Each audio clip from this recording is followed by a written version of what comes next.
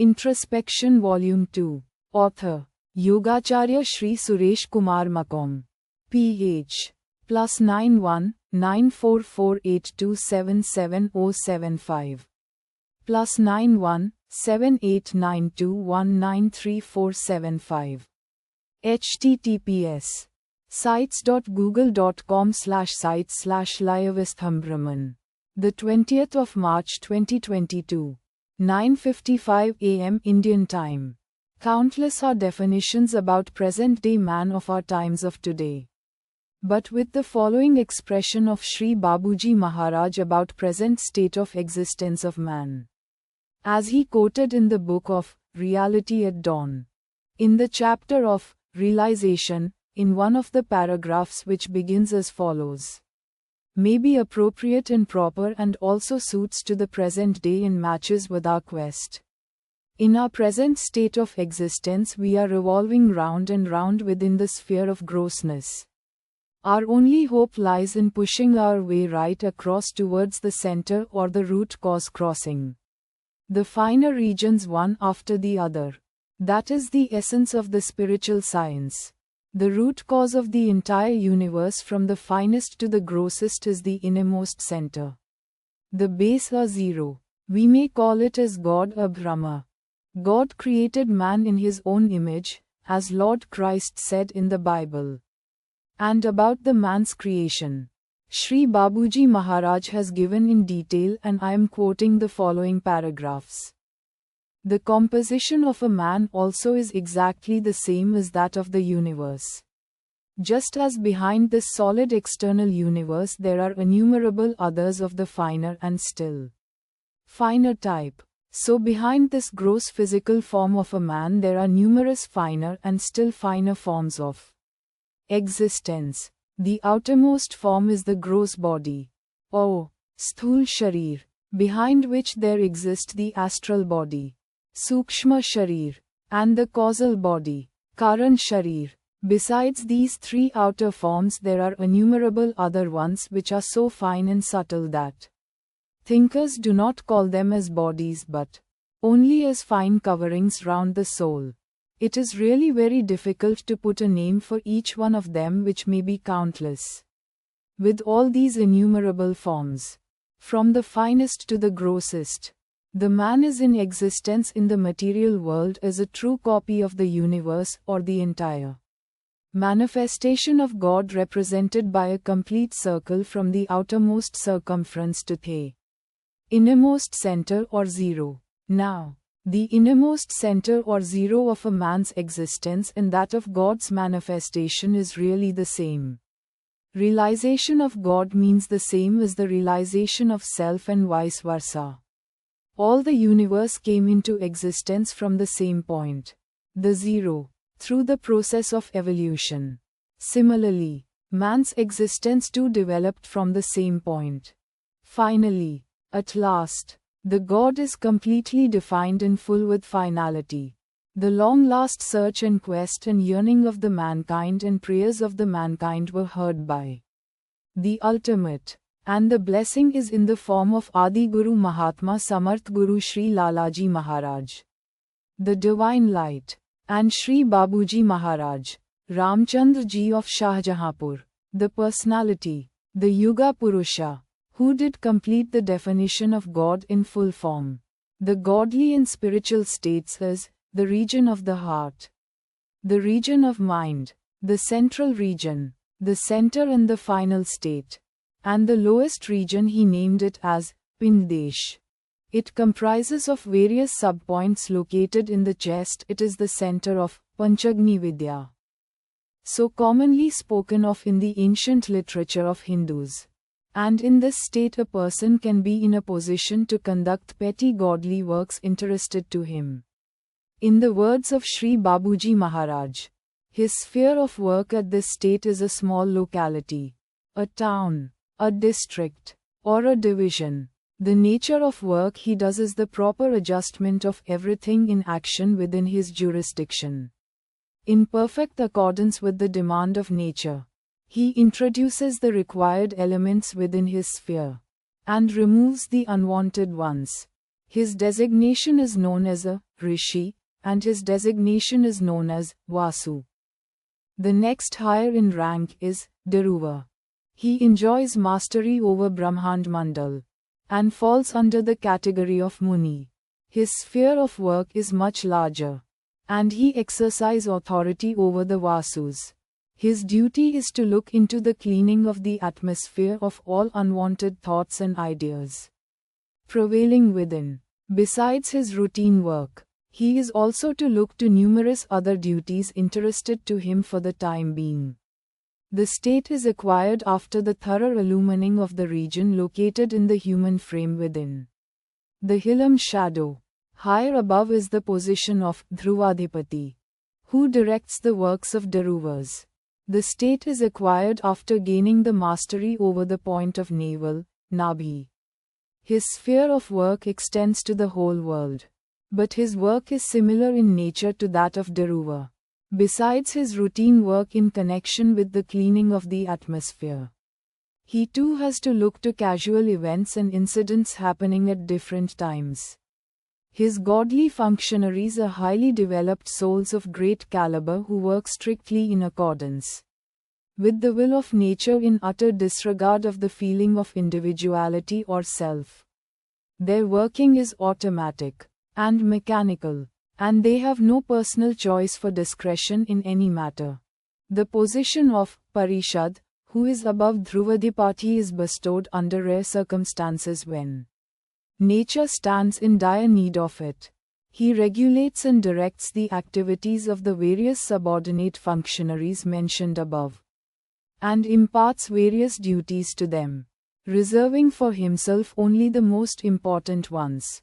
His will works in all important matters, e.g., great enterprises or wars, in order to bring out the destined result.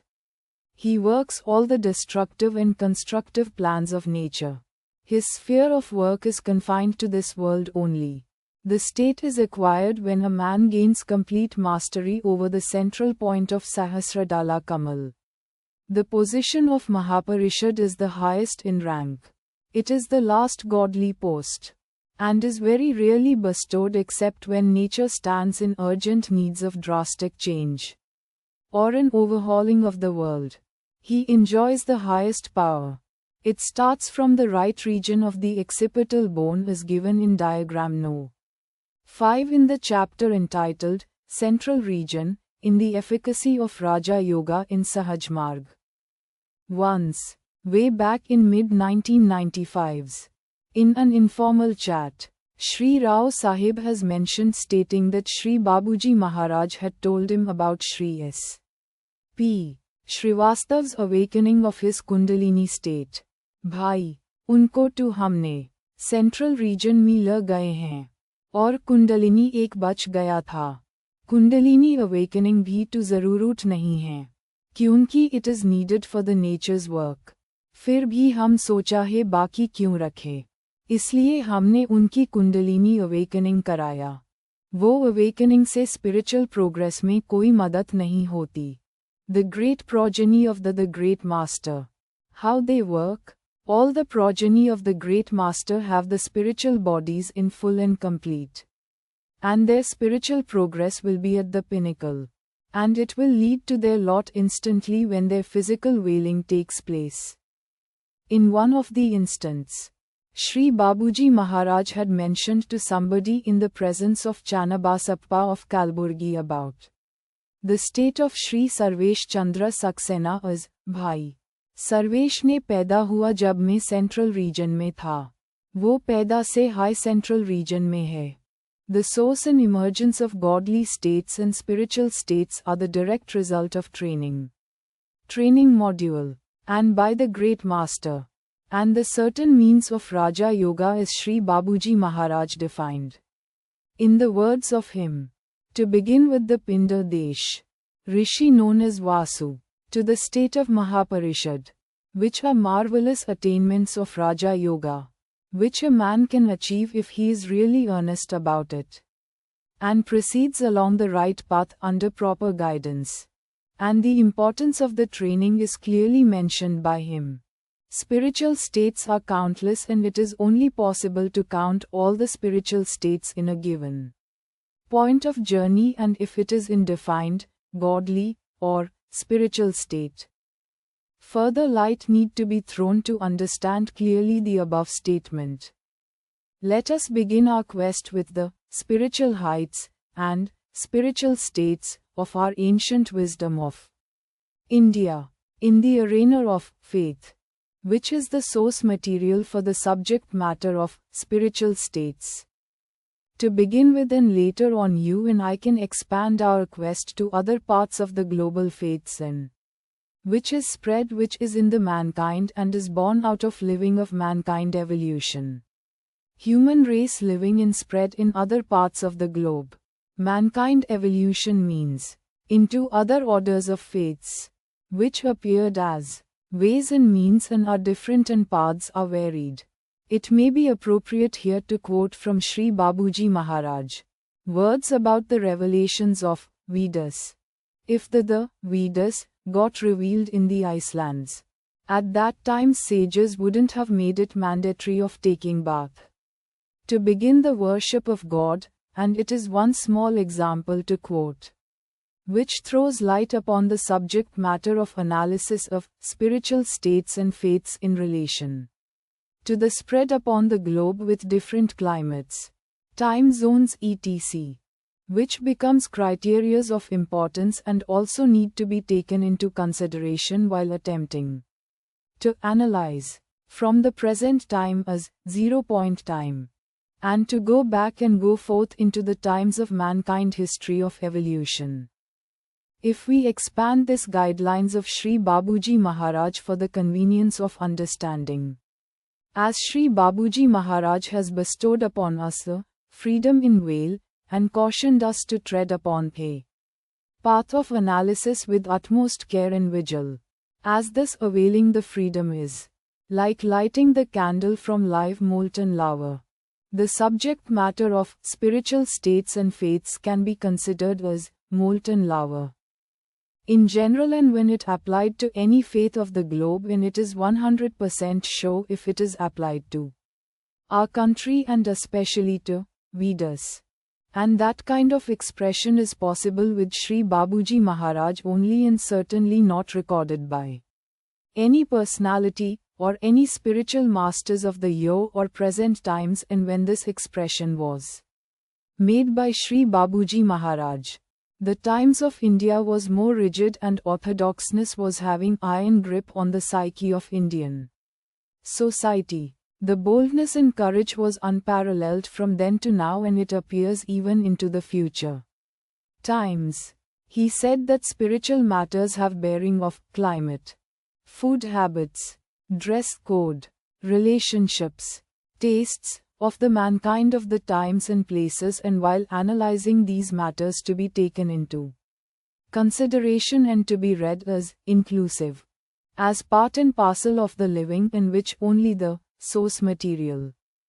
Another two instances to quote here may be appropriate here, which may help us as baselines. From Shri Babuji Maharaj only. One inquisitive person had inquired him at Egypt about Shri Babuji Maharaj's habit of smoking hookah, a royal habit of his ancestors of India. The reply from him was to be quoted in gold. Why do you bother? If I take poison and give you nectar. Here Shri Babuji Maharaj further provided leverage of freedom for our thinking, which could be expanded and enter into the areas of training, which is actually emerges the spiritual states. Another intended one asked him, Babuji, you said that meat eating is not beneficial for spiritual progress, and I am not able to leave that food habit. The reply from Shri Babuji Maharaj is this: have it till you can leave yourself naturally. Note. Please read from the literature for actual verbatim, as I am penning from my memory lanes. The freedom further expanded, and Shri Babuji Maharaj has allowed other criteria, and that criteria is individual likes, habits which also have the bearing upon the spiritual states, which to be taken into consideration. As he did. With this background, which became our premises and it facilitated our quest and truly our quest. We can begin now. As we understood that there are number of influencing factors and future more may crop up on the path of evolution of mankind till the time of new civilization dawns upon as Shri Babuji Maharaj said in My Vision, chapter of the book, Reality at Dawn. And I am reproducing here for the convenience of the reader the same in his words. The new structure of the coming world will stand on bones and ashes. A type of civilization based on spiritualism will spring forth in India and it will in due course become the world civilization. No country or nation will survive without spirituality as its base and every nation must sooner or later adopt the same course if it wants to maintain her very existence. Conclusive paragraph of the My Vision chapter of Reality at Dawn. Penned by Shri Babuji Maharaj. Further I am quoting from the writings of Shri Babuji Maharaj. Of The Autobiography of Ramchandra.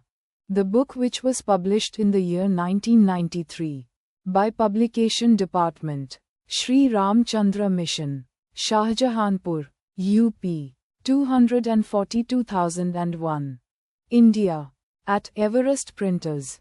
The 4th of June 467. Isamiya Bazar, Hyderabad 500,027. Phone 46820. It follows below. The chapter name is 1932. As mentioned in contents. The page is 171. 172. 173. It is the universal of nature that change should be there. What we today will be something else tomorrow. The difference may be minimum. After night comes a day. And every change begets some result. If there is no change, there is no basic principle. If there is no basic principle, there is no absolute. It is only through the process of change that every object in the world get fruition. A poet has said, if the sky and the earth are there, the particle is destined to grow into luster. Really, revolution is the basis of all improvement. Movement gives growth, and growth stops movement. Shri Babuji Maharaj gave the basis in the above paragraph which will be our basis of understanding. And that is in the form of change, the universal principle. The change is the universal principle.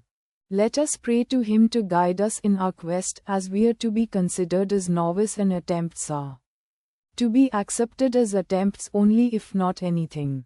And for further guidance I am looking into the same chapter and I found it is reasonable for me to mention this paragraph for my understanding first and thereafter for the understanding of the reader, the judge, and it follows. In 1942 I had a dream of my revered master, who said, there are persons who crave for wealth but they cannot do anything unless they take me as their base. He also described a meditation for me with instructions that this sort of meditation should only be done when the body consciousness is thoroughly gone, and the soul consciousness starts. This sort of meditations works by banishing the idea of soul. This idea should also leads ones for good. It has come to my experience for the first time in spiritual history that both body and soul idea have got to be got rid of. Afterwards, consciousness of consciousness should also bid farewell. This idea I have expressed in Efficacy of Raj Yoga. The scientific world may not agree with my views because this thing is beyond matter and science cannot explain it. Real psychology is beyond mind and the reality is beyond and yet beyond. Another larger state which encompasses human life and human living all along is the state of Maya. The state of Maya, even in mystic literature called Dashavataras and Puranas about this state. Good amount of mentioning has been there. And they are in a glorified state. Those events and personification of this state is also mentioned in the Krishnavatara just before when he Kans, the maternal uncle of Lord Shri Krishnji Maharaj, had ignored most pitiable pleas and cries of Mother Devaki about the seventh child, who is a female child, to spare her life as the child is female, not male. But not giving any heed to her pleas, when the Kans threw the child into the skies and that child disappears into the vacuum of the space, and the voice was heard of a female child, and there is state of Maya personification. Shri Babuji Maharaj also writes about descending of the Lord Rama and the Lord Krishnaji Maharaj from this godly state, the states of Maya region. Here is one paragraph I am reproducing to understand that the great spiritual state of Maya in a simple words and in an ordinary way, to absorb the essence of this great spiritual state. And in the words of Shri Babuji Maharaj, we forget the rest in the cradle when we grow old. Similarly, when we are highly advanced in spirituality, we enter into new restful state, the state which we cannot conceive of, because the idea of rest is there.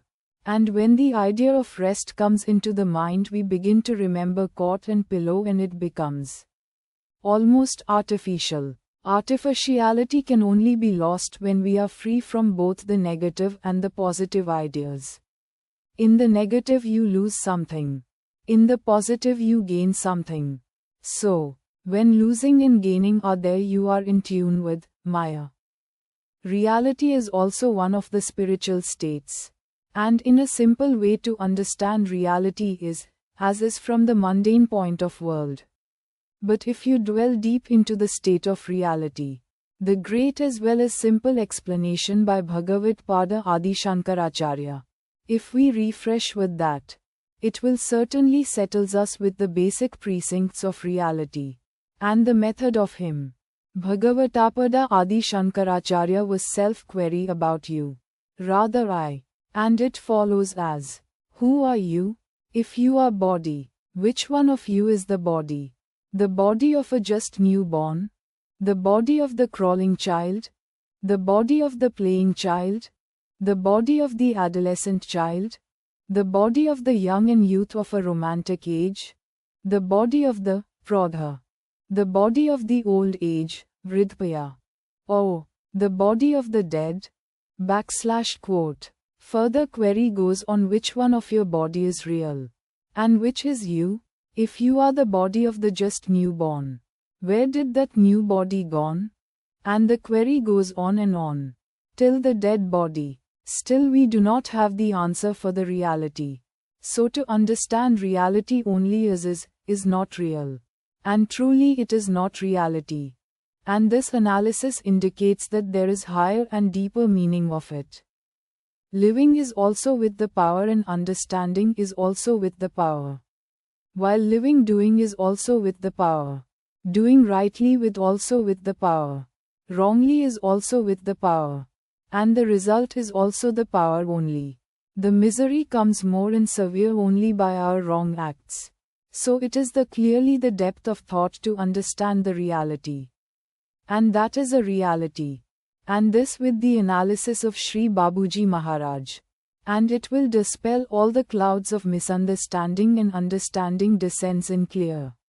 I quote the following paragraph here.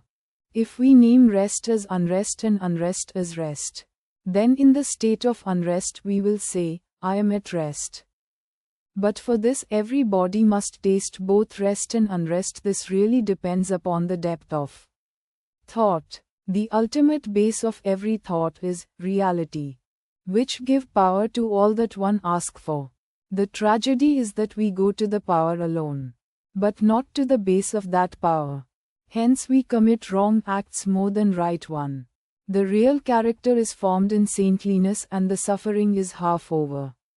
The suffering is really that which we do not suffer. The death is also named in the spiritual terminology as a state of death. And this is also a spiritual state. And a person can experience the state of death as a spiritual experience.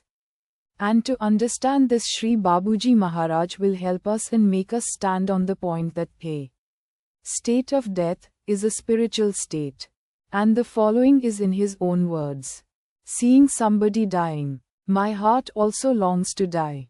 And this state has intensified after the Master has attained Mahasamadhi.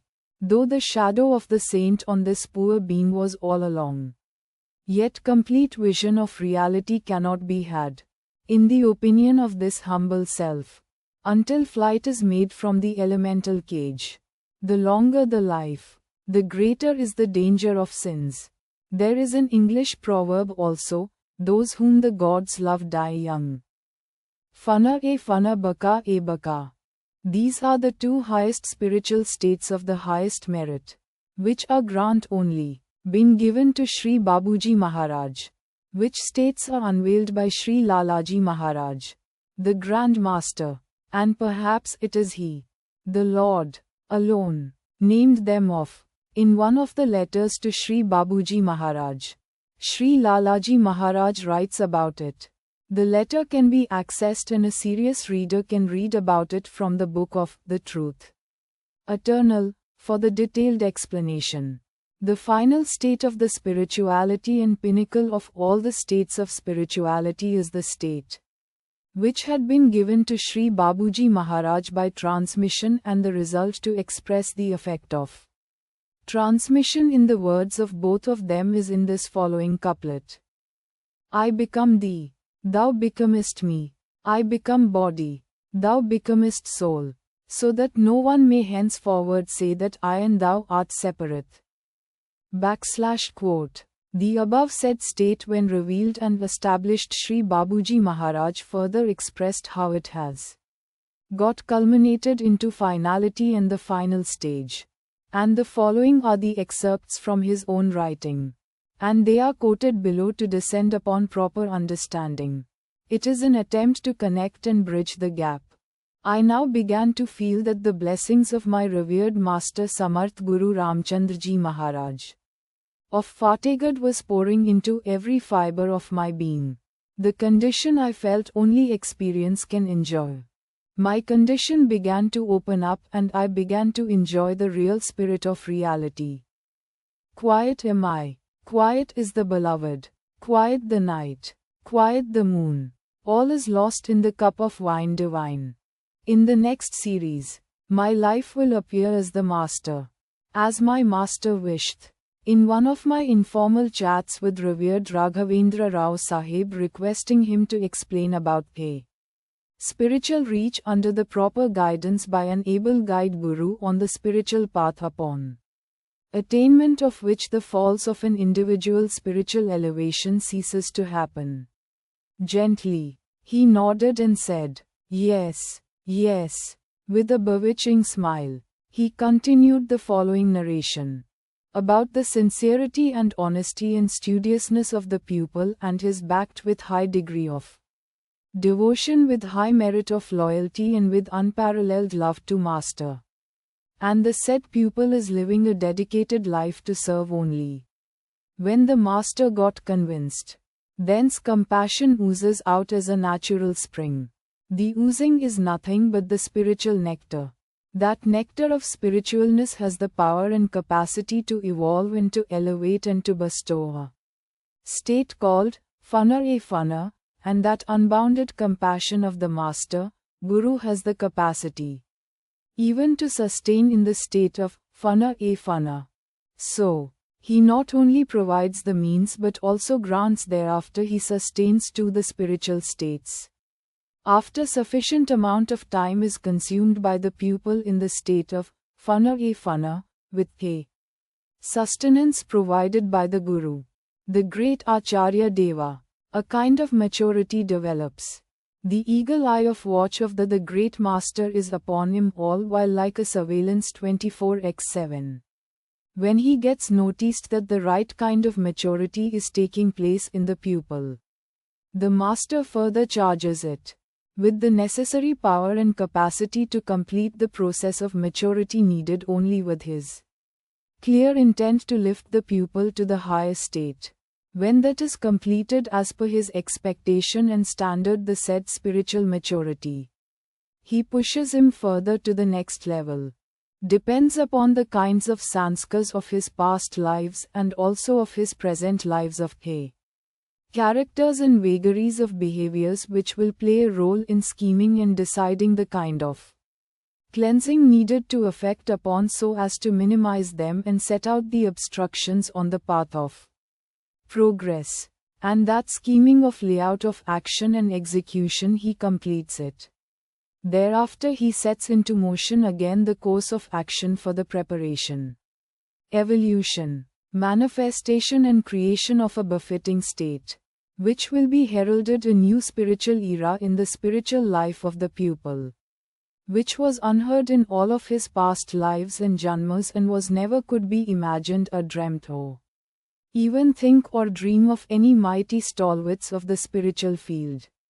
Though the present spiritual aspirant and pupil may be in the past life still evasive and elusive, not even the whisk of the air or the fragrance of it would have sensed it with the so-called mighty men and great stalwart life in the past life he has had. These states are purely and absolutely sheer grant of the great master or the Acharya.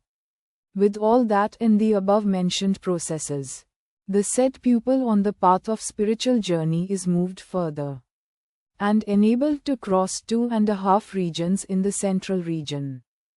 Thereafter of the sometime more when he crosses further and further sometime later it may dawn upon him a state wherein he starts living in that state and well settled in that domain and become permanent resident of that state, and starts breathing the fine fragrance of spiritualness, with which he may get a hint to himself that he is now safe. Now he is fully and completely protected, and there are no alien forces or other forces which can harm him. And there is no ditches which may tend to make him fall and bury him because his great watchful eye of his Acharya, master, like an eagle eye of watch is everlastingly present. Then he breathes to the fullest capacity of his lungs and relaxes. This is the state if once granted which will set out the imminent fall. Dangerous fall. For a spiritual pupil, this state does not fall under the category of the highest spiritual state of the greatest merit, which could have been achieved with the self-effort within the human life within the human body, where the very birth of human as the grant from the Almighty had assured him that, "Look, my child, you can reach up to this, with this body, which I assure you as a grant for having taken the human birth. This is the exclusive gift of the Lord Almighty God to the humankind or human race. This exclusive gift is not available to Yakshas, Kinnaras, Kimpurushas, Gandharvas, Nishadis, Danvas, Asuras, Nagas, Suris, etc. Human birth is the utmost essential, rather the essential, to aspire for this highest state with an earnest practice and a right tutelage, with a proper guidance if available to achieve. The role of the guide and guru was never set out though it is named as the individual effort. Only those who are born as self-illuminaries. This kind of a spiritual elevation is visible and recorded, and whose emergence on this planet to earth to illuminate the world and to serve the mankind and creation. Advertently or inadvertently in the flow of expression I may miss to express the element, rather the only element, which become the cause of bringing out such a kind of spiritual genius as Guru. And I request the reader to always read with the implied one, the Guru. You and I, while reenacting the events of dearest association with Appaji, we tend to find pristine, pure pearl of highest preciousness which could definitely safeguard and protect us from the hands of charlatans, rumor mongers, self-proclaimers, self-boasters, misguided minds, misguided people, whose whole and sole purpose is self-gain with selfish interests and to serve themselves only in to extend their hegemony upon the meek, innocent, gullible, easy to be influenced, but pious and true people. And in the word of Appa, Kaka Nag Haktare Maklu, Our bele beis ko bekanta heli. And he further used to say it is easy to put people into chakkar, and it is very tough and difficult to bring them on the right track and path. And he further used to say, think and think if somebody presents by taking the help of his position, his status, his reach, and quotes about him by his master without following it or get exhibited it. And always dubious in character, doubtful in behavior. But to notice this you have to have a keen observation. Like the observation when you put into practice the serious meditation. Certainly that keen observant eye can unveil them. And they will stand before you naked. Naked of intentions. Naked of purpose. Naked of intent. Then you need not be obliged to follow. Or to accept. And it is the square responsibility of the pupil to be cautious all while. And he used to say one further thing too in Kannada. Helen Baked Heltain, Heliakha, Kellen Buddhi Elhotu, Head Tinok Hoeta, /quote. He used to say, he used to rest the larger and greater responsibility upon the pupil to know and notice. To understand. To analyze with all the available materials at his disposal with his capacity and experience which is at his disposal to put into use. The origin of funner in the introduction to its state for the reader is if he happens to be the reader of the book of the Truth Eternal by Sri Lalaji Maharaj. He may happen to or he might have come across this mentioning about it. To get the glimpse of its height and its merit, to understand as well as to comprehend it through the words of Sri Lalaji Maharaj is apt. Hence I am reproducing this from that book. One is in Urdu and its translation in English. Biradaram Salamahu Dua. Khat Mila. मैं और अजीज रघुबर दयाल जी ओराय गए थे. कल वापस आए हैं. जो हालात बीचे हैं वो सब के सब काबिल शुक्र के हैं. यह नीमत फनाए फाना की है, जिसके बाद इंशा अल्लाहुल अजीज नामा बका की उसी दरगाह से बख्शी जाएगी. जिस दर्जा और हाल की फाना होती है उसी मिकदार के माफिक बैका बख्शी जाती है. ख्वाबात की ताबीरें क्या लिखी जाएं, गराज टू मकसद से है. निशानात को समझकर इक्तिफा कर लिया गया है. तफसीलात में पढ़कर वक्त को बचा लिया गया, बाकी सब खैरियत है. 15-17 फरवरी मेरी मौजूदगी बशर्ते आबोदाना मैनपुरी में होगी. वाहन से फिर 20-22 फरवरी सन 31 एटामेन जलसा बाई वाहन जाना होगा. सबको सलाम व दुआ. रामचंद्र, फतेहगढ़, 12 फरवरी 1931 AD. My brother, greetings and prayer. Your letter received dear Raghubar Dayalji and one had gone to oral. We have returned yesterday. The conditions that you have written about all merit thanksgiving. This is the blessing of the condition of fana in fana. After which, God willing, the blessing of the condition of baka will be granted to you from the same source. As is the stage and condition of fana, in the same proportion will condition of baka be granted. What can be written about the interpretation of the dreams? Our aim is to get the result. Understanding the symbols has been considered to be enough. Time has been saved by reading the details. Rest is all well will be in Menpuri from the 15th to the 17th February. From there, I have to go to Etah where there will be a meeting from 20th to the 22nd of February. Greetings and prayers to all. Ramchandra, Fatehgarh, the 12th of February, 1931 AD. Funner, the exemplary and far superior spiritual state and which results into what is the natural query. It springs up in the heart of a reader, and for which Sri Babuji Maharaj satiated in full and life of a spiritualness rather spiritual.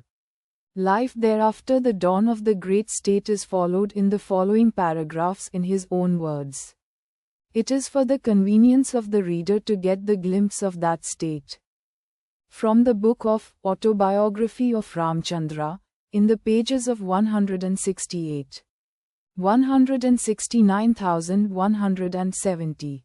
Really speaking, my master did not die, but I felt myself as dead. Death. I used in my book Efficacy of Raj Yoga in the light of Sahajma.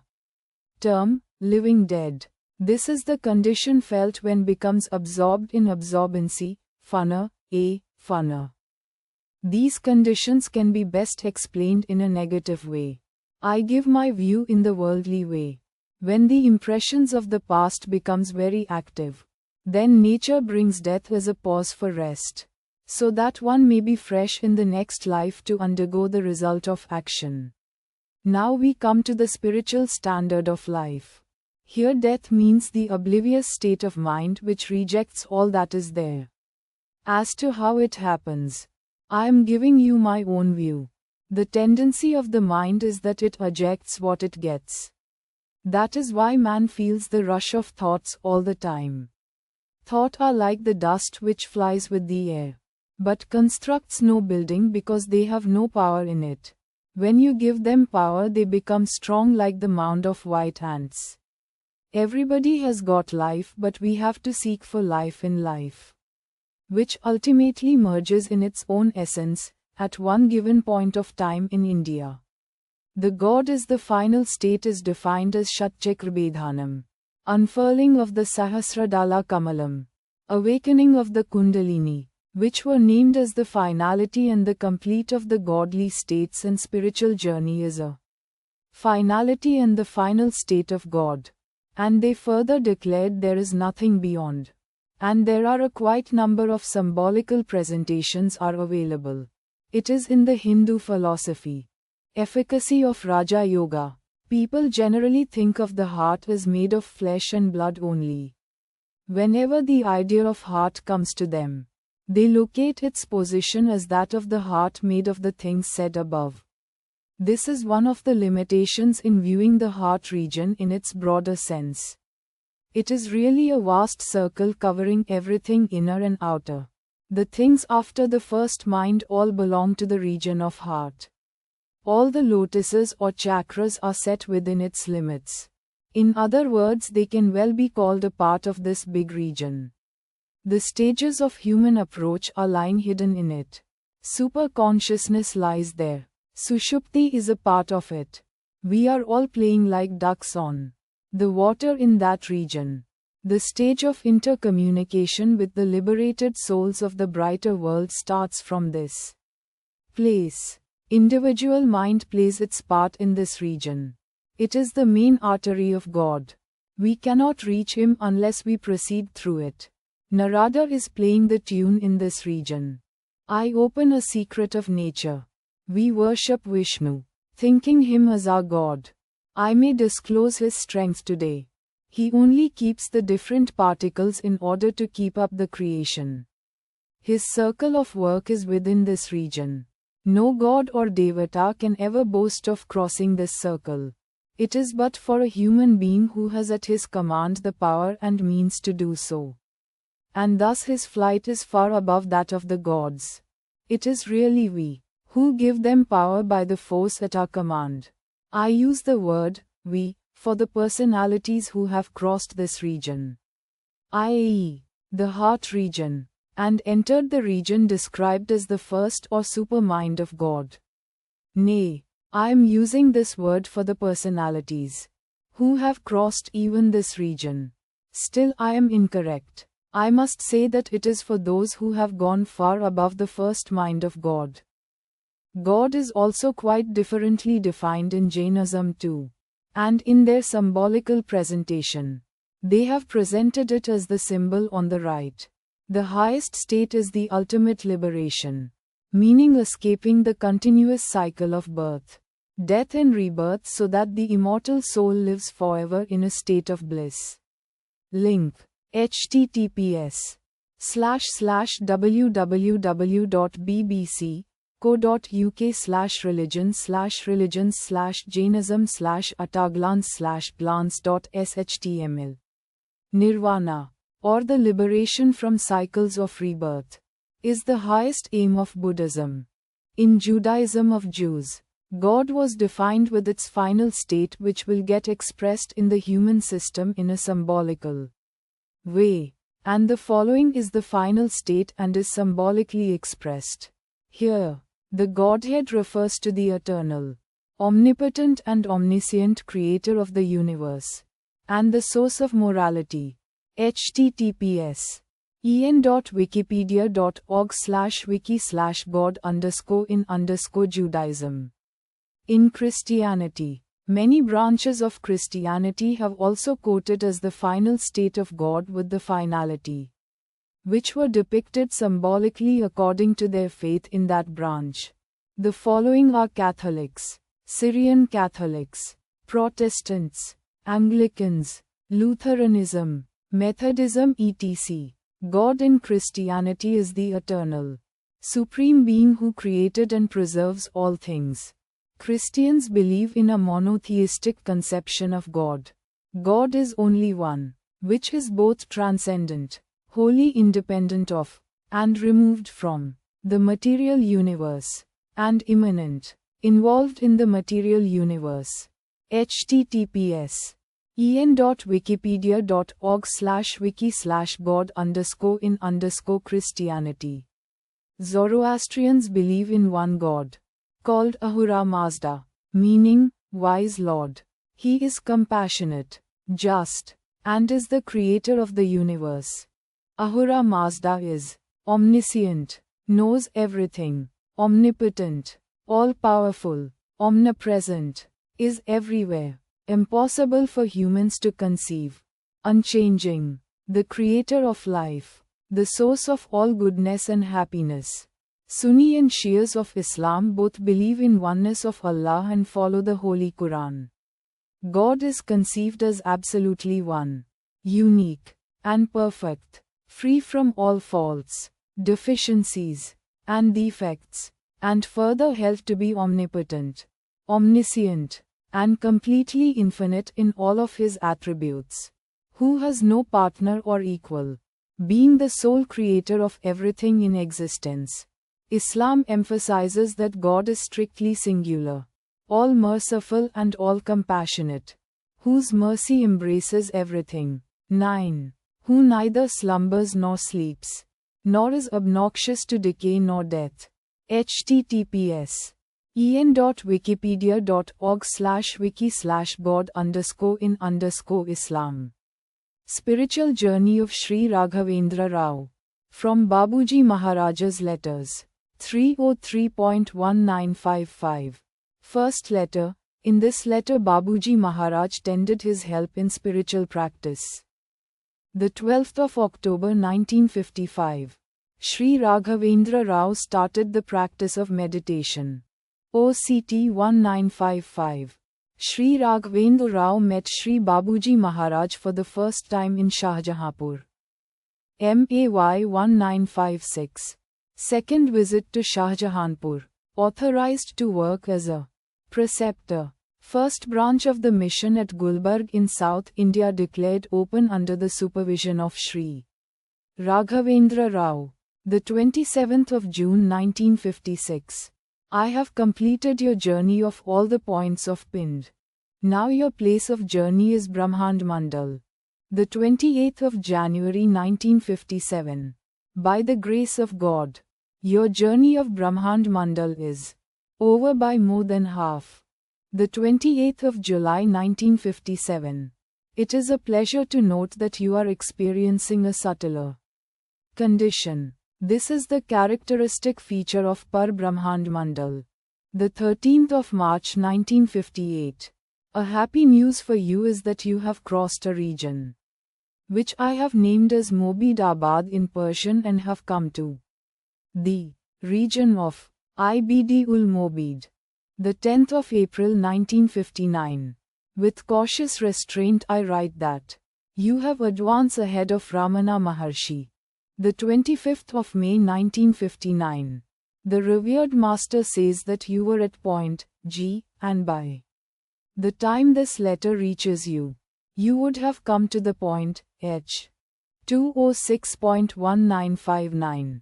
I am taking up your points and shall make haste My wish is to take you up to the central region by the time you come here for Utsav. 902.1960. I had an inkling of your entering in the central region. And on the night of the 5th, i.e. the 5th of February 1960, you have entered it tearing aside all the stages. This was really your own ability. And I congratulate you for it.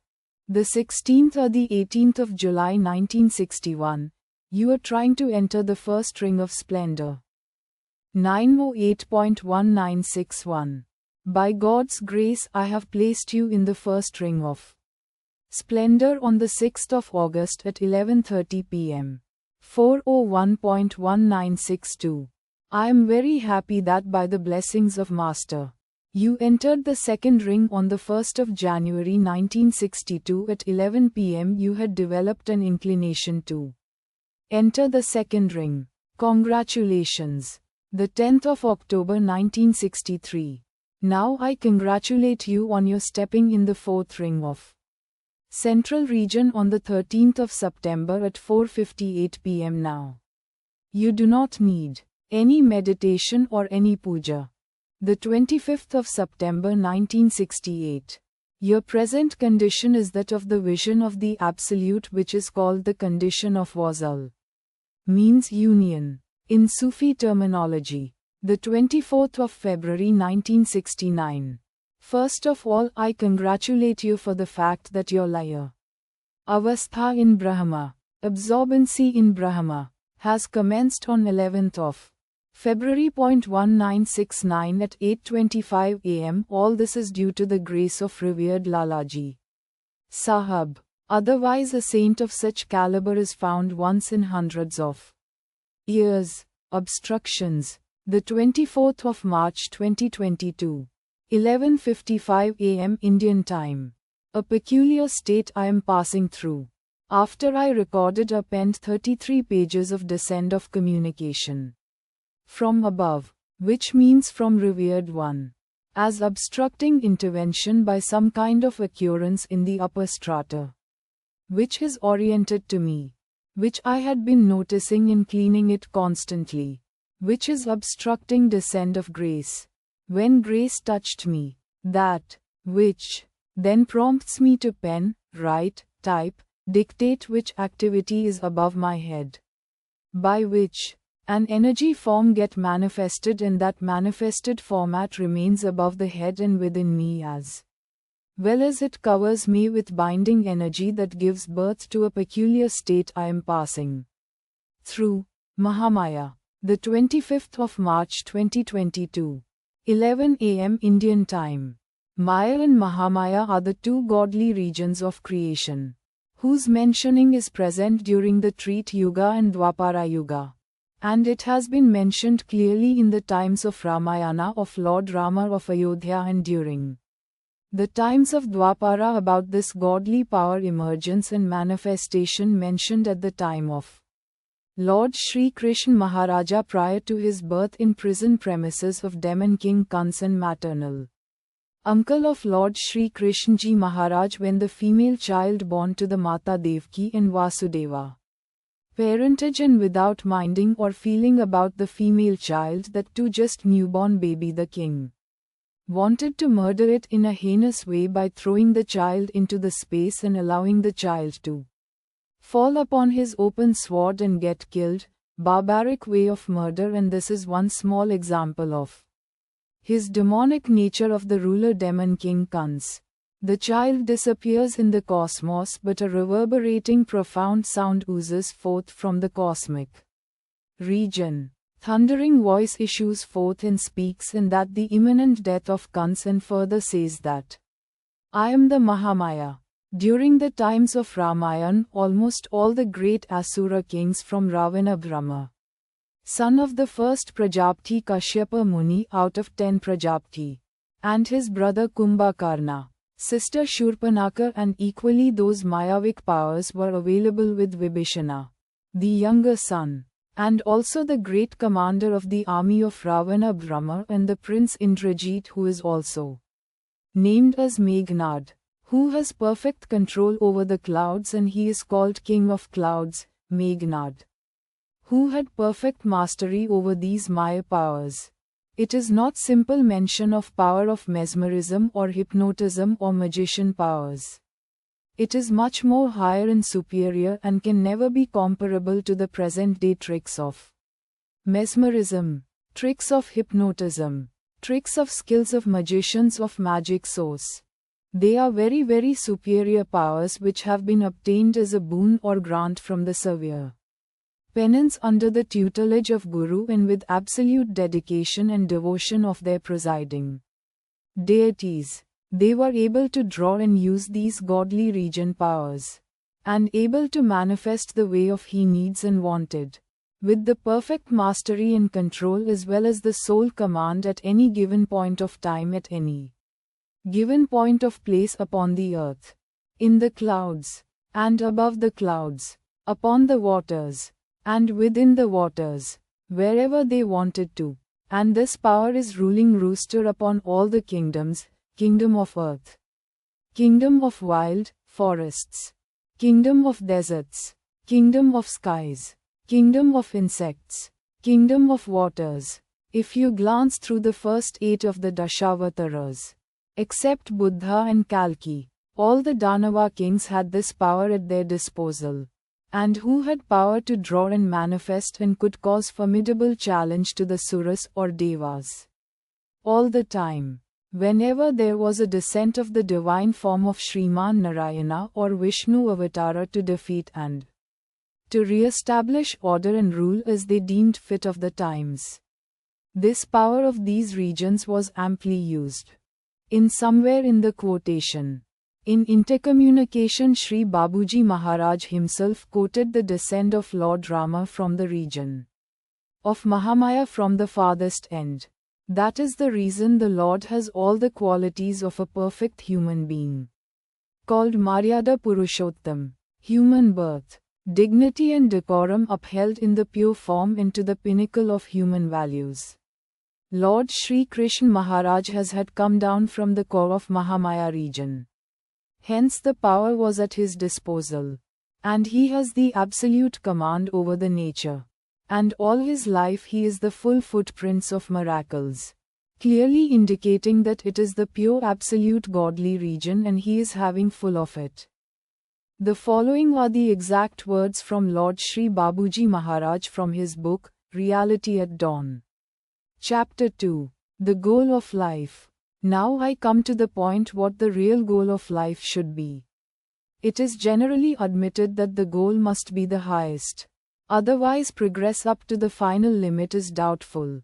For this, it is necessary to have a clear idea of the highest possible limit of human approach. We have before us examples of Rama and Krishna, the two incarnations of the divinity. We worship them with faith and devotion and want to secure union with them. Automatically that becomes our goal of life and we can at the utmost secure approach up to their level. Now Rama and Krishna, as incarnations, were special personalities vested with supernatural powers to work as medium for the accomplishment of the work which nature demanded and for which they had come. They had full command over various powers of nature and could utilize them at any time in a way they thought proper. The scope of their activity was limited in accordance with the nature of the work they had to accomplish. They descended from the sphere of Mahamaya, which is a state of godly energy in the subtle form, hence the most powerful. It is due to this fact that we find excellent results coming into effect through their agency in their lifetime. Another one is godly region is the sound. Creation means action. Action's forerunner is sound. The first is the birth of sound. And that becomes the signature of the action and continuation of its creation and existence is sound only. Here we can take a cue from the birth when the first beat appears in the womb of the mother. The doctor's with the exclamation on his face and utters, "See, see, the life has come." So the first beat of the heart they name is the manifestation of life and birth and exhibited and recognized only through the sound. And the first sound continues to remain, and the strength of that sound got translated as number of years of living. And it was mentioned to me by Acharya Deva. The human has got the span of 100 years. And that he should realize. So the power and capacity of the first beat of the heart has 100 years of human time upon the earth. And further mentioned, heart just stops beating. It means the first sound. Apparently we name as the first beat because we measure it with the span of time. And philosophically, when death was acquired and declared, and it was termed as the last beat. Really speaking, that very first beat of the heart and the beating of the heart stopped. And that is called the declaration of death. And the present and modern day medical fraternity declares death as death only when they get a confirmation of stoppage of heartbeat. Truly it is a godly region, saints and saintliness. The 28th of March 2022, 1:07 p.m. Indian time. Saints and saintliness is usually a unifying factor for the mankind. They always emerged to unify. And as long as they are present physically, the saints, they lived by their living, by their preaching, by their writings, by their conduct, and their exhibited behaviors is always a denoted to live and dissolve the differences in theory, in the theoretical dictum, philosophy, practices, approaches to life and living, by infusing the core elements which were missing, due to which the differences have cropped up, or with the selfish interests the differences have cropped up, or with self-centeredness the differences have cropped up, or with the conceited mottos, with the concealed agendas than exhibiting the saintliness. And those differences have created further widening and also clearly away from basic precincts of human ethos, moral precincts, ethical premises, spiritual boundaries with its horizons. And those differences without of all these created valleys, manifested mountains. Distances were spread in all approaches of theory, of practice, of living. Of all these the beginning is very small thing called difference. And Shri Babuji Maharaj used to say categorically, dissolve the differences, and he further mentions, like a gardener, timely pruning and trimming is necessary if you want to maintain a garden of spirituality. And he used to stress upon a proper cleaning and thorough cleaning. And cleansing is essential. One is by himself, another is by the preceptor. The job of cleaning is utmost and foremost important. In this small analysis, the dawn of revelation taken place, and the light has dispelled the clouds of darkness and facilitated the right understanding. It became a statement that the emergence of saints and saintliness is necessary for the mankind. They are the ones who bring along with them elements of unification. That elements of unification the saints by their living, by their spreading of saintliness. What is saintliness? Saintliness is all-encompassing.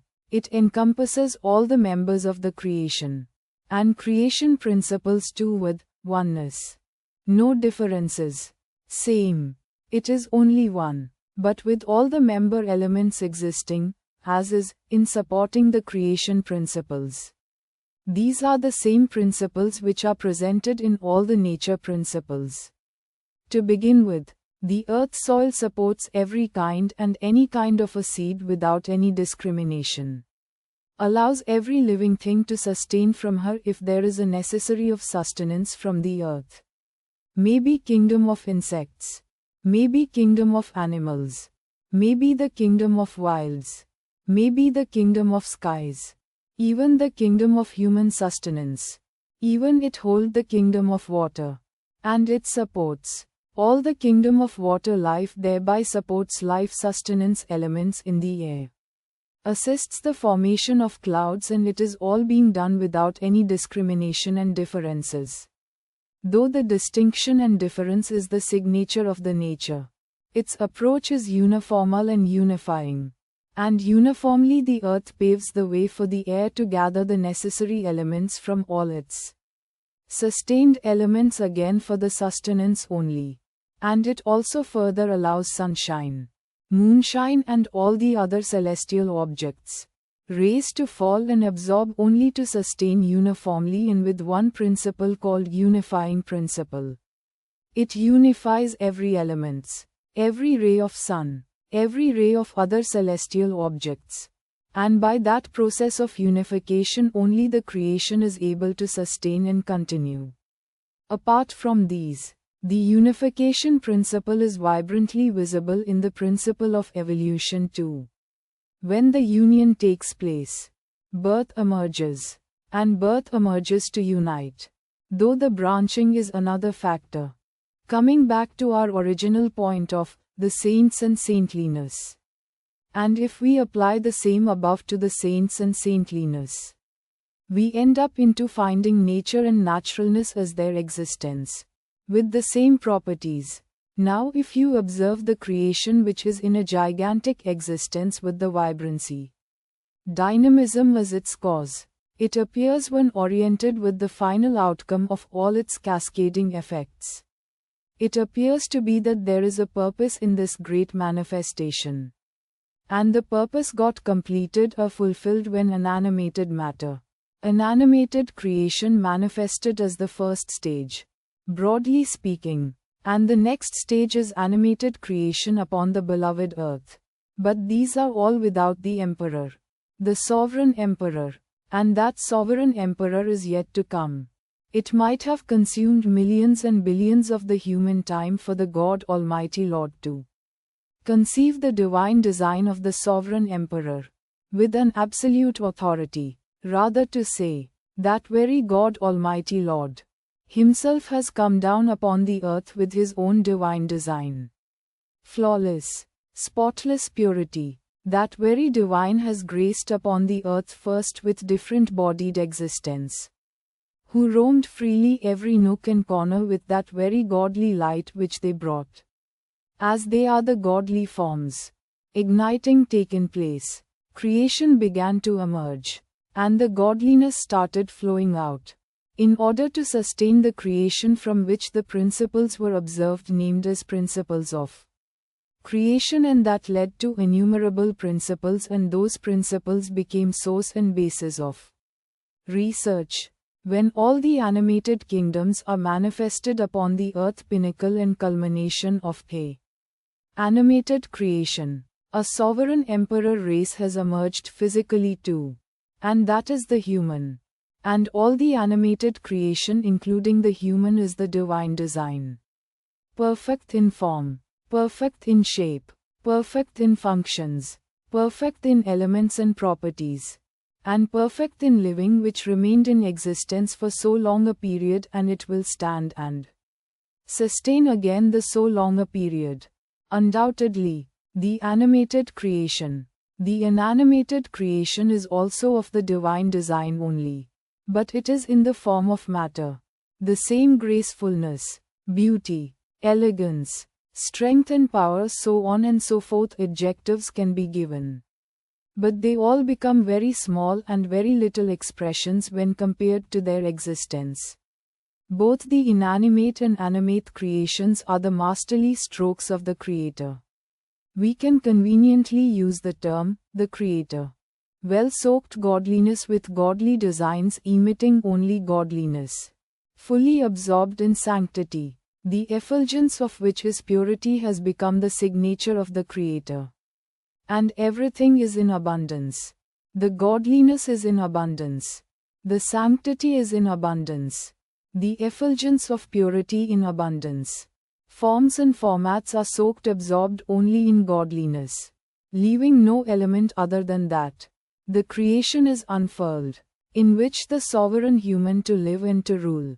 This is the state and condition when creation emerged and completed with the emergence of a sovereign the human. It became a two-way of godliness from above and from the source to the down to the point of manifesting of the sovereign human place and back to that is only godliness. Is only the sanctity. Is only the purity. It is only the utter divinity. With utter godliness, it is nothing but divine dance. It is the beauty of celestial order without discrimination and distinction between the earthliness and to the celestialness, fragrant an aroma of sanctity, bliss of nectar. Everywhere and anywhere is a picture perfect. The divine. As the expansion went on and on, with the one principle, Ekam Bahulam, Ekam Anekam, got applied to for that creation, which is godliness spread with a divine intoxication. And that led to manifestation of godliness. Manifestation of regions of godliness with a different intensity and density, which started with the signature of the nature as distinction with a difference. It is same, but it is not the same. It is different. It heralded godly regions, godly spheres, and godly powers, and I could only quote 3. With the countless differences they are present in the creation. And this further led to countless power pockets, spread over in the creation up to touching point of the earth and beyond. And this is my small picture of vision of grant by my Acharya. Note: I thought and deeply brooded over, pondered so well, thinking various aspects to pen out. But when the dictation started descending, it descended without a single letter of what I have attempted. The only 2 words, saint and saintliness, flash came, and the above descendance is the flow. And I do not know anything what is there within the above mentioned pages. But I am concluding because mundane world compulsions and emptiness of my head and being. This is the result of 4 days of my struggle. Godliness and godly powers. The 29th of March 2022. Godliness, godly powers, godly forms are part of the creation. And they have role to play. And they are certainly meant for welfare and well-being of the creation. The mankind is part of it. This is a gigantic machinery, which should be in a proper and fit state. And when creation was emerged in full and final state, and declaring itself as a declaration that it is completed and ongoing, and rest of the course of actions are set, and all the mechanisms are in proper place, and the processes are well defined, and they are set into motion to achieve the needed objectives set by the first will, emergence of creation, and all these things are at one point. And that one point can be called as 0 point. And the 0 point is completion state to the fulfillment of the first will. Thereafter it is only ongoing on the well-laid mechanisms. And when the principles were observed there, they were robust and strong. Due to the great time consumption which is incalculable after the emergence of the creation, it appears to be a state of laxity, may appear as the growth indicates of the universes. And there are terms used by the scientific community as early universe. Just at the time of Big Bang. Just at the time of solar system emergence. Further clue available when there was no solar system. Sun only was there. From only one member, Sun in the solar field. Laid pathway to the present solar system. And the solar system is so huge that it could not be mapped completely till now with all its member elements. Forget about nature, character, properties, conduct, and so on and so forth to be named. And it is so equally to the universe itself. The present-day scientific community divided the universe as 2 portions. One is known universe, which is 1 to 1.5%. The second portion is remaining, which is unknown universe. And further they term the word called the universe is further expanding, not known to the scientific community how much that expanding is. In what percentage?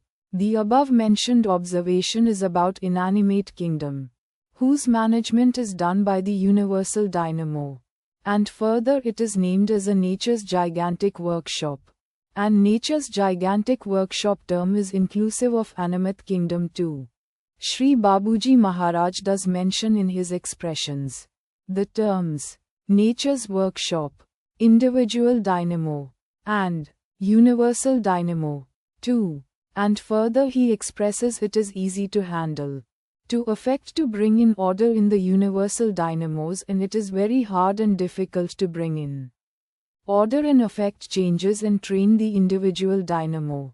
Here I wish to mention about the individual state by my Acharya Deva, revered Raghavendra Rao Saheb of Raichur. It is almost impossible to know a man in full and complete, reserving the space and allowing hope to prevail that it may be possible in the future to know a man by future saint of the highest caliber, and through the means of research. Keeping that into consideration and in view, he used the above term, almost impossible, but not mentioning it is not possible. On a broader outlook, the known universe, the unknown universe, and expanding universe, nature's gigantic workshop, universal dynamo and an individual dynamo do present themselves for the objective analysis of their state at any given point of time in the process of consumption of time, to mend, to prune, to trim in order to bring in proper order and allow the proper growth with the perfect orientation to the principle of creation. Objectives are marked. Analysis helped as the clarity is the forerunner of thought and mind. With the basis of introspection, effectively look into the retrospection in order to perfect the need and necessity of this exercise. All the great sages of the past with their ancient wisdom strived very hard for one thing, and that is change. And to their utter dismay they found quite easy solutions to effect the change of the universe or the universes, and they could able to achieve gracefully also. Hence as a proof they left innumerable Puranas of the great wisdom.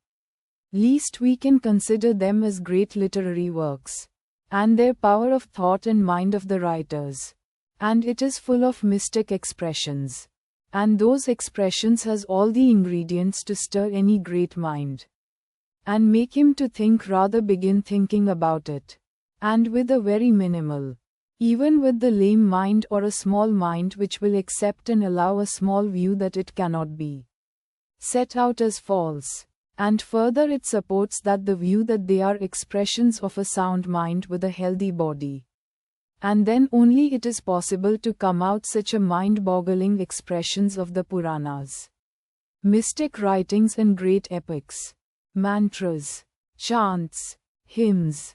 And one simple conclusion is that my ancestors are wise, and they are having wisdom. Well, to find the velocity of the statements, I name them as statements. They laid responsibility on the future generations. And I am also one of the members of the future generations. Veracity and velocity to be tested. Either I can accept it to myself or give it to another self, or make a little attempt and a little exercise to know about my ancestry and my ancestors of the human race. In that innumerable and countless wisdom of ancient sages, yoga is one. The yoga is the finest solution given by the ancient sages in a golden platter to the present day mankind. Yoga with these two aspects, one is Hatha Yoga, and another is Raja Yoga, laid well spread wisdom to understand the human, and means and member elements are quite well defined. Basics, further basics, elaborative basics. Newfound basics are getting evolved continuously of the subject matter of yoga. Innumerable saints and yogis of India and of the mankind relentlessly consuming themselves for the simple objective of the well-being and welfare of the mankind as their goal to achieve. Attempting with all their earnestness to bring out means and methods, practices with a suitable literature, with the help of their clairvoyant states, marking the limits, extent and scope, as a full-fledged document of the subject matter called yoga. The only element and only the purpose is, man, for the subject of yoga. In the recent times, I name that as a recent times making the beginning of Dayananda Saraswati, Arya Samaj Sansthapak, whose single-handed work about restoring the respect dignity and its decorum about our ancient scriptures, Vedas, Upanishads, Vedic ways of worships and rituals, giving a thorough insight into other parts of the Vedic times, and brought out greatest pearls of wisdom, and battalion of followers to his thought. And the thought is, respect our elders, respect our heritage, respect the ancient wisdom, respect our ancestors, respect their wisdom, which he named it as a surest means to bring in the proper order in the lives of men and of a society, not exclusively for Hindus, but he opened the doors for all the mankind to find the veracity and velocity of these thoughts and invited all the young generations to take part in this great penance. And he named it as Arya Samaj. He is a simple Moolashankar to begin with the journey to become Mahatma Dayananda Saraswati. If you do not have the past, you certainly cannot have the present. And forget about the future. This is the basic principle which become the basis, with which Mahatma Dayananda Saraswati, the great sage, who could be placed at the platform of Vedic saints, due to his robust wisdom, strong faith, unshakable and commitment for the welfare and the well-being of the man. Basic precincts as propounded by Mahatma Dayananda Saraswati are: God is the efficient cause of all true knowledge and all that is known through knowledge.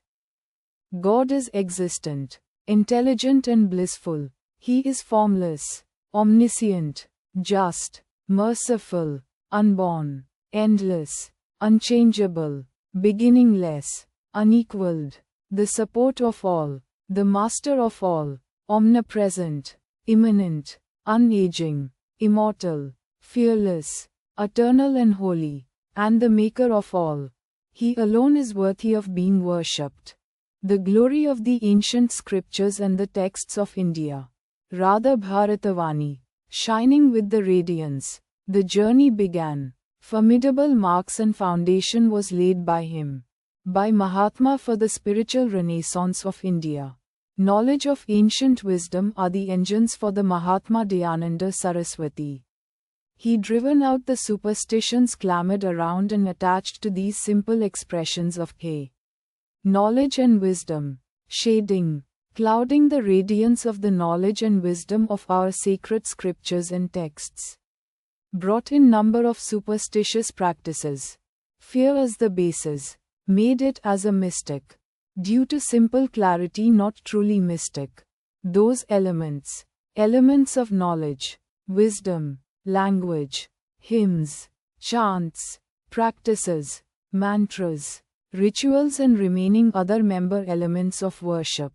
Vedas as a basis, Upanishads as a basis, other sacred scriptures as the basis. He segregated and separated with the wisdom, with the precision and accuracy, and opened up those subject matters, and inviting the intended and interested minds to put forth their views with a suitable debate and discussions and with the logical comparisons. And he could set out the Malays, and lifted up and elevated to its respected standards, unto which belongs to which, he did it, Mahatma. By doing this, he scripted ethics, morals, conduct, behaviors and attitudes for the men of the society, and also of their ancestry and heritage. In one statement to say, knowledge is light, with the light of knowledge only, clouds of darkness can be dispelled, and that knowledge is in abundance in our ancestry. The spirit with which he worked was the spirit of knowledge. The knowledge from the west of India, Gujarat. The second great event occurred, and it is the second great wave too, and that is from the east of India. That is erstwhile Bengal state of erstwhile British India. The birth of Gadadhar, a simplicity, innocence, purity personification taken the form of human child named as Gadadhar. The 18th of February 1836, who later became Ramakrishna Paramhans. The force of unification, rather unification itself of spiritual ethos of India. Bhagavan Ramakrishna Paramahan Gurudeva's constant vigil. The 30th of March 2022. 10:50 a.m. Indian time. By his kind grace of my Acharya Deva. After 2.5 hours of rigorous practice, the state of body, the state of soul, both are not existing, and I became a Bindu, a small dot of a dense dark energy. And upon that dark energy, the divine root is coming in, just touching. And that root also appears to be very ancient root, highly matured. Neither there is a mind, nor the heart, nor the conscious, in the general sense, could be noted, and the dot, it appears, might have covered the entire globe. And it is to my limited view in sense. Truly, I do not know of its area of coverage, as there was some passing glance of the globe to me. Hence I am mentioning so. There is a kind of pull from the above towards that dot. It is causing some kind of inconvenience in me as the root is attempting to absorb, or the dot or point's energy are harnessing, and it is having cascading effect, it appears to me now, while dictating upon my existence. And due to that activity my existence is getting emerged. Frame in format of me of spiritual state coming to my notice. Note: in the ancient scriptures, human is defined as Jaditva plus Chaitanya. Body is Jaditva. Chaitanya is godliness, divine. It spells further that there is godly design and divine design. And all the transformation effects could be noticed in the Jaditva state too. Shri Babuji Maharaja set the goal that the every particle should be divinized. And my Acharya Deva, way back 3 decades ago, mentioned it to me that such process is in existence, and it was initiated in me. A new spiritual architecture is getting emerged, it appears, of me. A kind of crisis I am experiencing. The root is itself is the energy form. And through the dot or point, which that root energy made it as a base to touch, or an entry point to enter into so-called me. And it appears it is spreading into the so-called me. By this spiritual activity now I am feeling my body with all the activity in the heart, in the head, in the chest, in the lower regions below the abdomen, and in my hands, and in the brain, a kind of structure. This root energy mingled with the point is creating.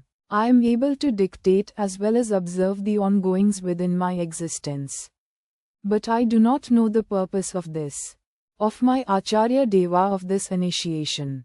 Here it is spelt by him that I am a medium as well as instrument. And above that what he is making. These 2 words I picked it up from respected revered T.S. Krishnamurti's testimony after going through my writings in the year 2006 or 2007. In the mid of my body, at the intersection of epigastric center and the rib section, the middle portion, in a spiral way the root is forming, and it is in motion in a spiraling way. And also came to my notice that heart is also involved, and the heart is that very root itself. Very strong and robust, and something is going above from the heart and entering into the head. And this new energy pattern emerging is causing stress and crisis in the head portion as well as at the point or dot energy, which was emerged in the lower left side diagonally from navel.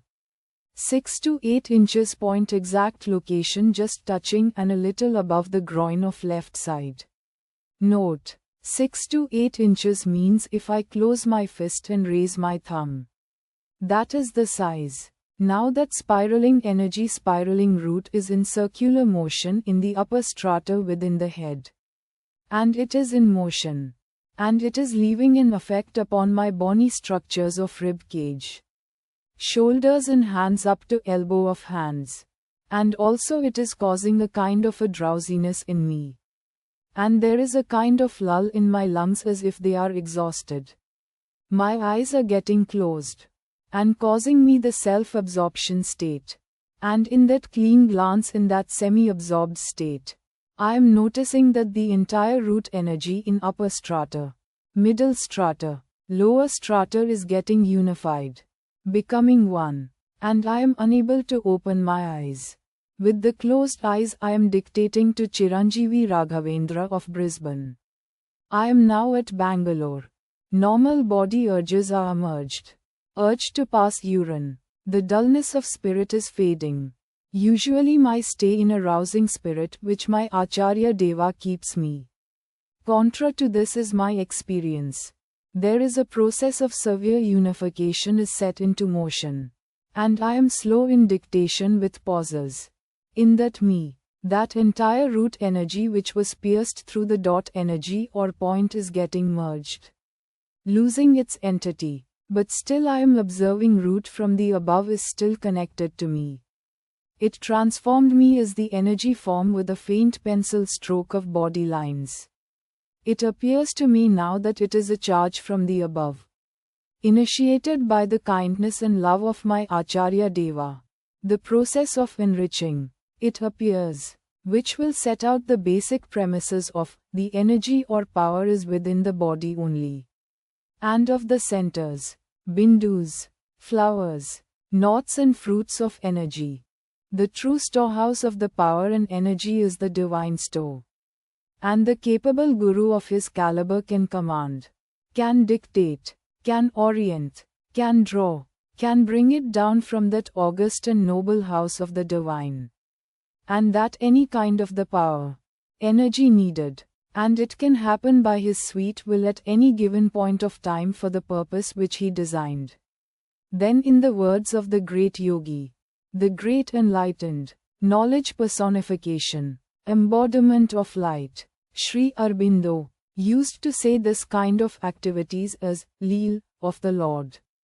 The light of him, of Shri Aurobindo, dispelled the clouds of darkness, stirred the sluggish brains and minds unconscious, made it simply aroused by his writings. That intellectual supremacy of unparalleled in nature, roosting roster of the intellect even today. Men of very high caliber of intellectuality in countable numbers can boast that they could read and understand. And with the word, reading, there is ocean to dive deep left. A small understanding, which my Acharya Deva gave about Shri Aurobindo in an informal chat. He said to me, if he wouldn't have got the feet of the master, he would have left the family and joined the Aurobindo, which is a true match, which is an embalming effect upon my intellect, and could satiate my mind, my thought and my brain. But the lady luck hand over the beautiful bunches of roses coming on a horseback landed me at the feet of my master. It appears there is no equal brain and mind capacity of intellectual order thereafter of Sri Bhagavatpada Adi Shankaracharya, and that kind of a supremacy from that time of the century till the time of Shri Aurobindo is only to be noted, and there is no equal of that caliber in the world even today after the advent of Shri Bhagavatpada Adi Shankaracharya. And any intellectual supremacy is a candle of light lit before the sun. And my Acharya Deva mentioned to me about Bhagavatpada Adi Shankaracharya. No one has the right, including himself, to raise a single syllable against Bhagavatpada Adi Shankaracharya. It is only the master Sri Babuji Maharaj who can do that. It is called Na Bhuto Na Bhavishyati. That kind of equality, that kind of a match, that way of intellectual supremacy is present in the sacred texts of Shri Aurobindo. Still the stark point or the dot there is throb in that portion of my body. But that dot or point is getting disintegrated into small particles. And other way to say the density is paving way for disintegration. But the circle is visible and number of dark particles are present within that circle. Difficult to count the parts within which the parts are present.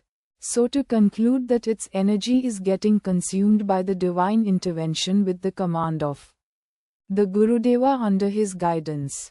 This is the training method, it appears, adopted by my Acharya Deva. It is always said by him, constant vigil is essential about the ongoings of the disciple, student, who do not know when and what emerges out, how it has bearing upon the student. This is the huge responsibility the Guru carries upon his shoulder during his lifetime and thereafter too. That is the commitment of my Gurudeva, Ghulami in Gulamipan. Saturday, the 2nd of April 2022, 11 am Indian time. I am not even equivalent to the particle of dust attached to the feet of my master. But if my master commands me, then I can manifest saints of caliber of the Vedic times within no time. It is the statement I heard too from my Acharya Deva revered Raghavendra Rao Saheb of Raichur, and there are many other who might have heard from him directly. And you can seek share of that information, that statement in verbatim from them too also. Who are his associates? He is not even equivalent to the particle of dust attached to his master. I wish to quote here first and foremost for me to understand the veracity of the above statement, and also put forth my feelings and experience for one and all to test the strength of that above statement. Here I wanted to quote the Purusha Sukta to begin with. Sahasrashirsha Purusha Sahasraksha Sahasrapat. Sabhumin Vishwato Vritvatyatishthad Sharalam 1. Sahasrashirsha Purushaha Sahasraksha Sahasrapat. Sabhumim Viswato Vritva Atyadistat Dashangulam. Purush evedam sarvam yadbhut yach bhavyam.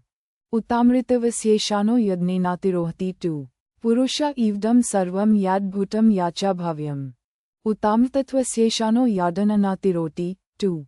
The above mantra is of Vedic times and of the great sermon Purusha Sukta, which was recited to me by him for 3 hours in Sanskrit language at Gulbarg in the hotel, in the suite room at the time of Dr. Vijay Kumar Vakunt's first daughter's marriage.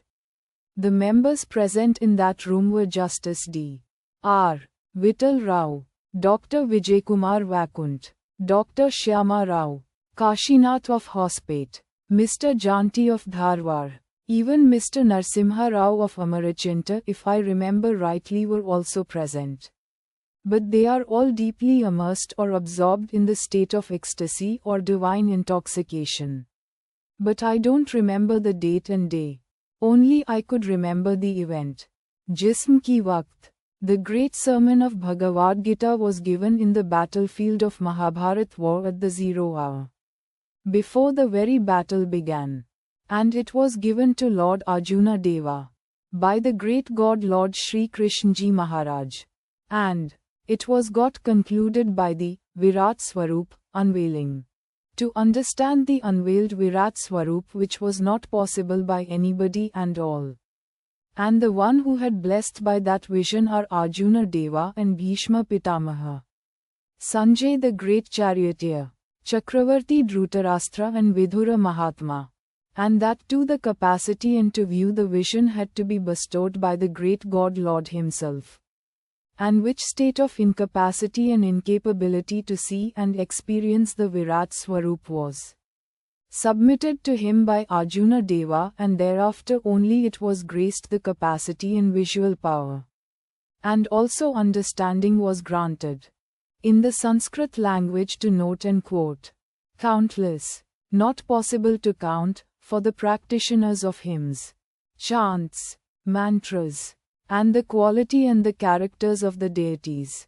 They use the word, Shatha, Sahasra, Laksha, Koti, words to communicate the strength and to indicate as numerical numbers will be captured by the brain to make an impression first, to begin the unscalable, to reach the unreachable, to attempt. They facilitated like Lalitha Sahasranama, Sahasra Chandi Yaga, Rama Koti, etc.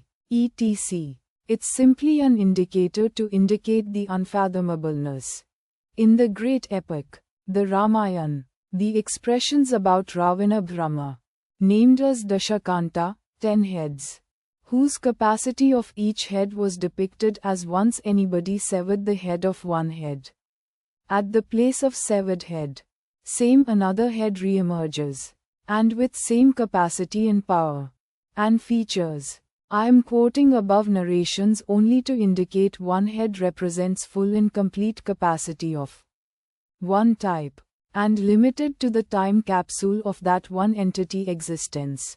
Begin with Lord Brahma, Srishtikatha, with 5 heads. The Shruti was broadly classified into 4 sections with stages, and its commanding center is the 5th head. My Empyreans terms it as power, sound, inanimate and animate creations, which has the statuses, stages, levels and hierarchies. The stages of creation begins with the Vishwakarma with 5 heads again to oversee the completion of creation process, and to manifest the principles and directions and continuation of the specified time capsule. I am quoting it here on Vishwakarma to facilitate the understanding from the book, Art and Culture of Marginalized Nomadic Tribes in Andhra Pradesh, by P.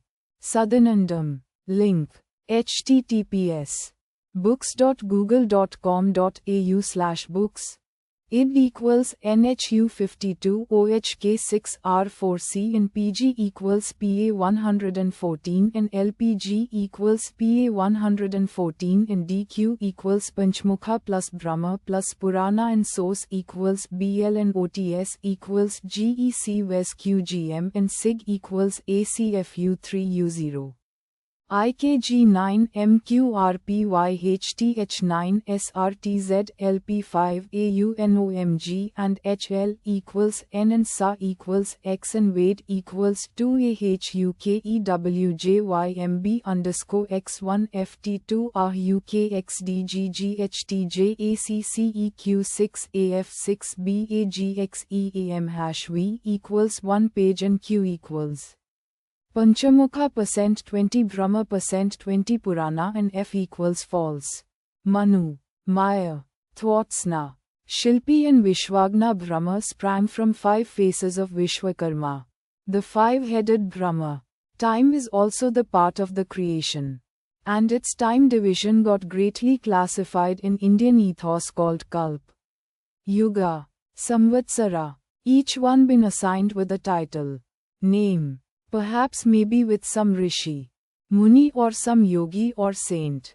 It is my assumption as these are all been part of mythology, mysticism, and all these mythology and mysticism backbones roots or source are rishi, muni, yogis and sages. The present-day knowledge containers in the form of print media are books, libraries, encyclopedias, newspapers, magazines, journals, papers of different streams of knowledge and research, internet portals, digital libraries, Wikipedia, Google search results, seminars, conferences, speeches, lectures, programs, and dispensing centers, training centers, making centers are schools, colleges, universities, and other e-learning platforms, which contains the all-time capsules knowledge forms and also research. These mentioning are a few to quote and there are many more. I am quoting all above of the present-day mankind. Power of one single head.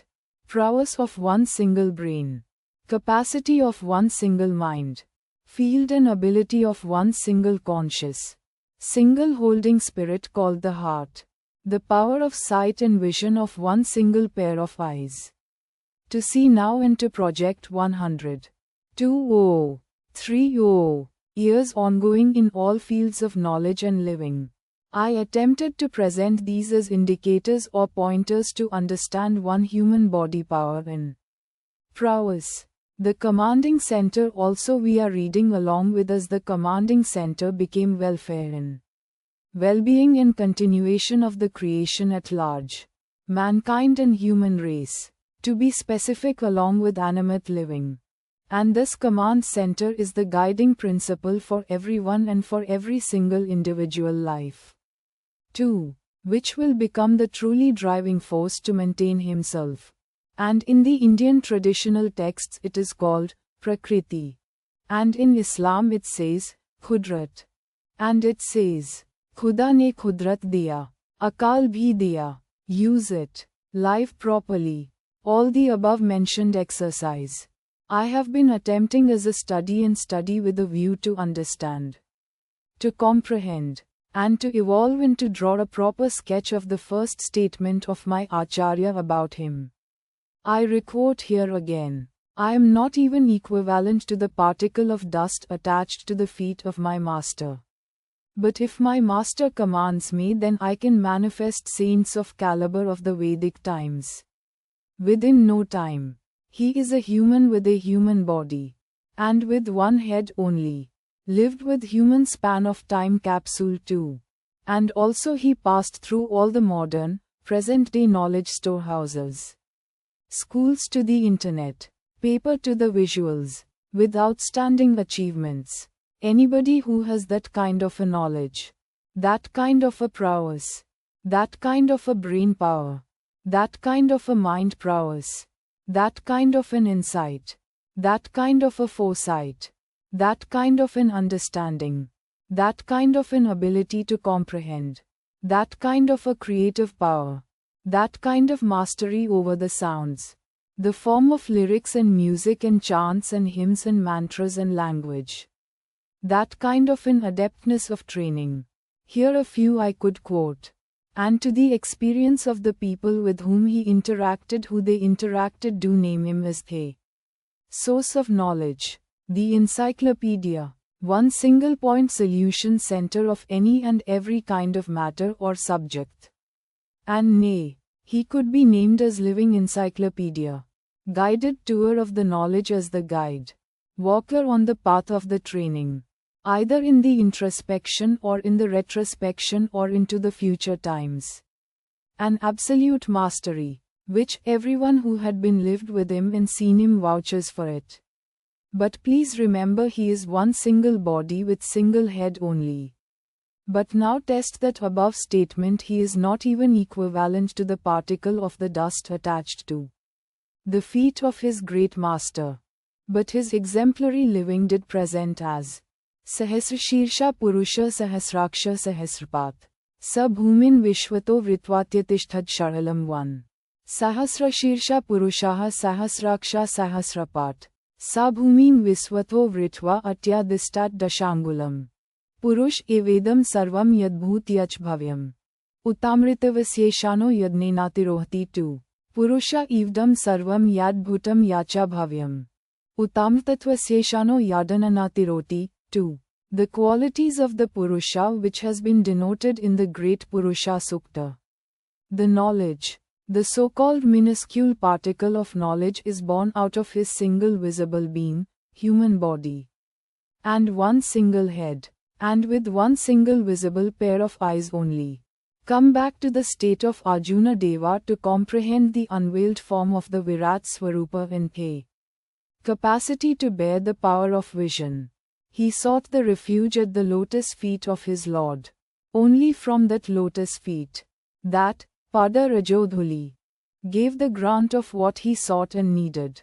To understand this great Virat Swarup of my Acharya Deva, as I am not Arjuna Deva, and I do not have any literary knowledge to name as, what, to see, to understand, to comprehend this great Rishi and sage. And he proclaims he is not a particle of a dust. Then what left to the mankind? What avenues are available? What means he has at his disposal to undertake the task of to know about him? With the multiple heads, the great Lord Ravana Brahma had used them to acquire the great so many forms of knowledge, acquired so many kinds of powers, mastered so many abilities, and made his abode Lanka as the Suvarna Lankha, and commanded the Navagrahadipathis too, to conduct and perform their performances as commanded by him, not as destined as what they are, had the supreme Maya powers at his command and absolute control and command upon the inanimate, and could able to manifest Pushpakavamana, which moves, comes to existence, by his will and thought, and moves with his mind's command. And he evolved the great race of asuras of the whole world and commanded absolute rulership upon that race. But alas, he ended up into ungodly, inhuman, unethical practices, and by his continuous penance practices he transformed his every cell into a conical form, as Shri Babuji Maharaj mentioned, and it attracted only one solution. And that solution is destruction and annihilation without having any other option or choice. And his physical end had to come. And it is mentioned that he is supposed to have Amrutha Kalasha in his Nabhi. In the above analysis too, one single head has the power of creation, manifestation, sustenance, orientation of entire Shrushti with all of their member elements. That is the power of head. My Acharya Deva, living as a common man like you and me. Not living in the mythological or mystic times, but present times of your time and my time. But he achieved and acquired one-sided as a no parallel of a knowledge form. Spiritual height and genius, and absolute mastery of the training. Command upon the capsules of time and states. Here I present the great Master Mahatma Samarth Sadguru Param Pujya Ramchandraji Maharaj of Shahjahanpur. Training result of manifestation, and grant of grace of him to this not even small speck of a dust particle attached, Raghavendra Rao. The long spiritual sojourn compiled notings from Letters to Raghavendra Rao, from Shri Babuji Maharaj, 303.1955. First letter. In this letter Babuji Maharaj tendered his help in spiritual practice. The 12th of October 1955. Shri Raghavendra Rao started the practice of meditation. OCT 1955. Shri Raghavendra Rao met Shri Babuji Maharaj for the first time in Shahjahanpur. MAY 1956. Second visit to Shahjahanpur. Authorized to work as a preceptor. First branch of the mission at Gulbarg in South India declared open under the supervision of Shri Raghavendra Rao. The 27th of June 1956. I have completed your journey of all the points of Pind. Now your place of journey is Brahmand Mandal. The 28th of January 1957. By the grace of God, your journey of Brahmand Mandal is over by more than half. The 28th of July 1957. It is a pleasure to note that you are experiencing a subtler condition. This is the characteristic feature of Par Brahmand Mandal. The 13th of March 1958. A happy news for you is that you have crossed a region which I have named as Mobidabad in Persian and have come to the region of Ibd-ul-Mobid. The 10th of April 1959. With cautious restraint I write that you have advanced ahead of Ramana Maharshi. The 25th of May 1959. The revered master says that you were at point G, and by the time this letter reaches you, you would have come to the point H. 206.1959. I am taking up your points and shall make haste. My wish is to take you up to the central region by the time you come here for Utsav. 902.1960. I had an inkling of your entering in the central region. And on the night of the 5th, i.e. the 5th of February 1960, you have entered it tearing aside all the stages. This was really your own ability. And I congratulate you for it. The 16th or the 18th of July 1961, you are trying to enter the first ring of splendor. 908.1961. By God's grace I have placed you in the first ring of splendor on the 6th of August at 11:30 p.m. 401.1962. I am very happy that by the blessings of Master, you entered the second ring on the 1st of January 1962 at 11 p.m. You had developed an inclination to enter the second ring. Congratulations. The 10th of October 1963. Now I congratulate you on your stepping in the fourth ring of Central Region on the 13th of September at 4:58 p.m. now. You do not need any meditation or any puja. The 25th of September 1968. Your present condition is that of the vision of the Absolute, which is called the condition of wasal. Means union. In Sufi terminology. The 24th of February 1969.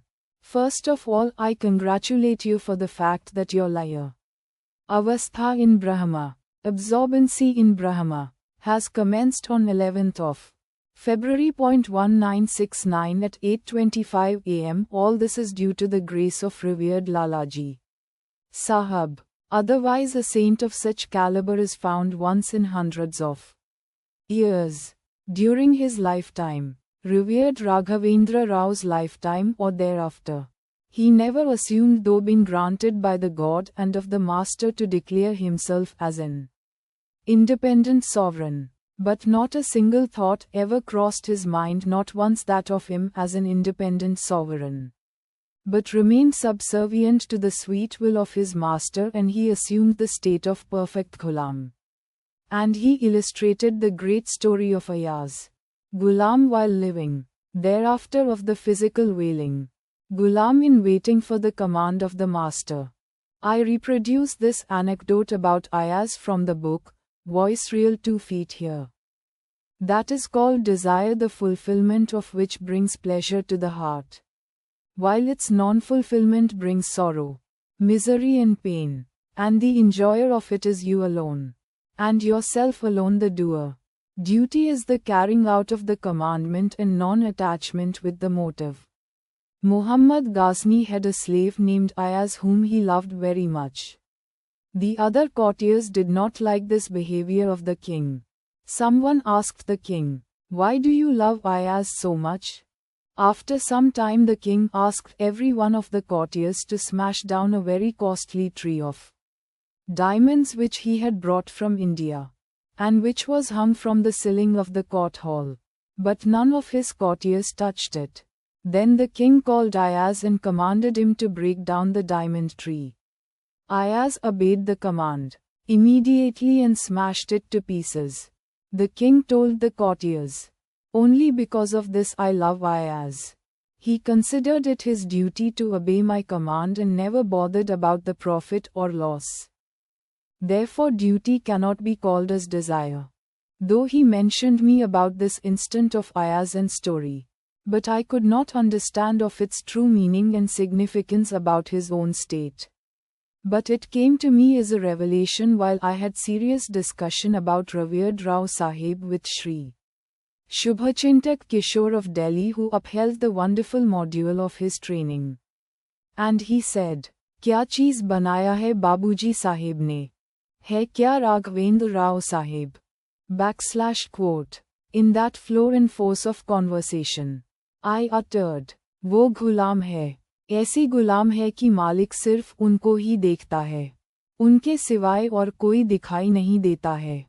That state enamored me, but I was unable to express. And I was attracted to him and to that state. If at all there is any possibility for anyone to become only ghulam, a slave, neither it is nothing less nor nothing more other than gulam or slave. This element is the mainstay he focused upon all, as the training module, and only this element he transmitted and transferred. Absolute subservience, absolute acceptance of the Master. But an individual, unless and until he develops the gulami and slavism, he cannot attract the attention of his Master, and he cannot remain in the reda of his Master. Neither the achievements nor the elevations, or either his spiritual highest states or the powers bestowed on him, or capacities evolved, or the abilities manifested cannot attract the attention. Forget about the attention. Not even the passing wink of the eye of the Master can be attracted. That type of a ghulam I wanted to become. I am striving hard. I quote here from Voice Real 1. The following. All that I have said above is my Master's message to the whole world. हजारों साल नरगिस अपनी बेनूरी पे रोटी है, बारी मुश्किल से होता है चमन में डिडवार पेड़ा, For thousands of years the eye-shaped narcissus flower weeps over its sightlessness. One with real eyes is really born in the garden. That real eyes is of Gulamipan, the essence of Gulami. I also quote about the mythical Chakura Pakshi or bird that keeps its mouth opened ever waiting for the droplet of nectar. That nectar is the Gulamipan, essence of Gulami, final parting gift of Acharya Deva. Monday, the 4th of April 2022, 11:07 am. In one instance at Raichur, way back in 70s, an Abhyasi brought apples and offered to Shri Babuji Maharaj and the time is past 10 pm. He accepted it and gave back to someone attending him. Bhai, bachchon ko de do. The man who was attending after due inquiry reported back to Shri Babuji Maharaj relating, Babuji, सारा बच्चा सो गए है. अच्छा, ठीक है, मेरा बच्चा तो जागा है. उनको दे दो. The attendant in waiting was perplexed as he knows that Shri Babuji Maharaj's children are not there. And at Shahjahanpur, and replied, आपका बच्चा कौन है? Shri Babuji Maharaj replied, Raghavendra Rao hai, mera bachcha hai wo.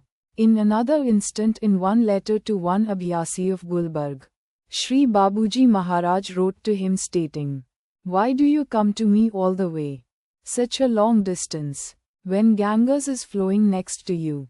At Raichur, go to him. What and all I can do, Raghavendra Rao can do. Such a saint will come into this world once in 5,000 years or 10,000 years or 15,000 years or 25,000 years. Wo Raghavendra Rao hai.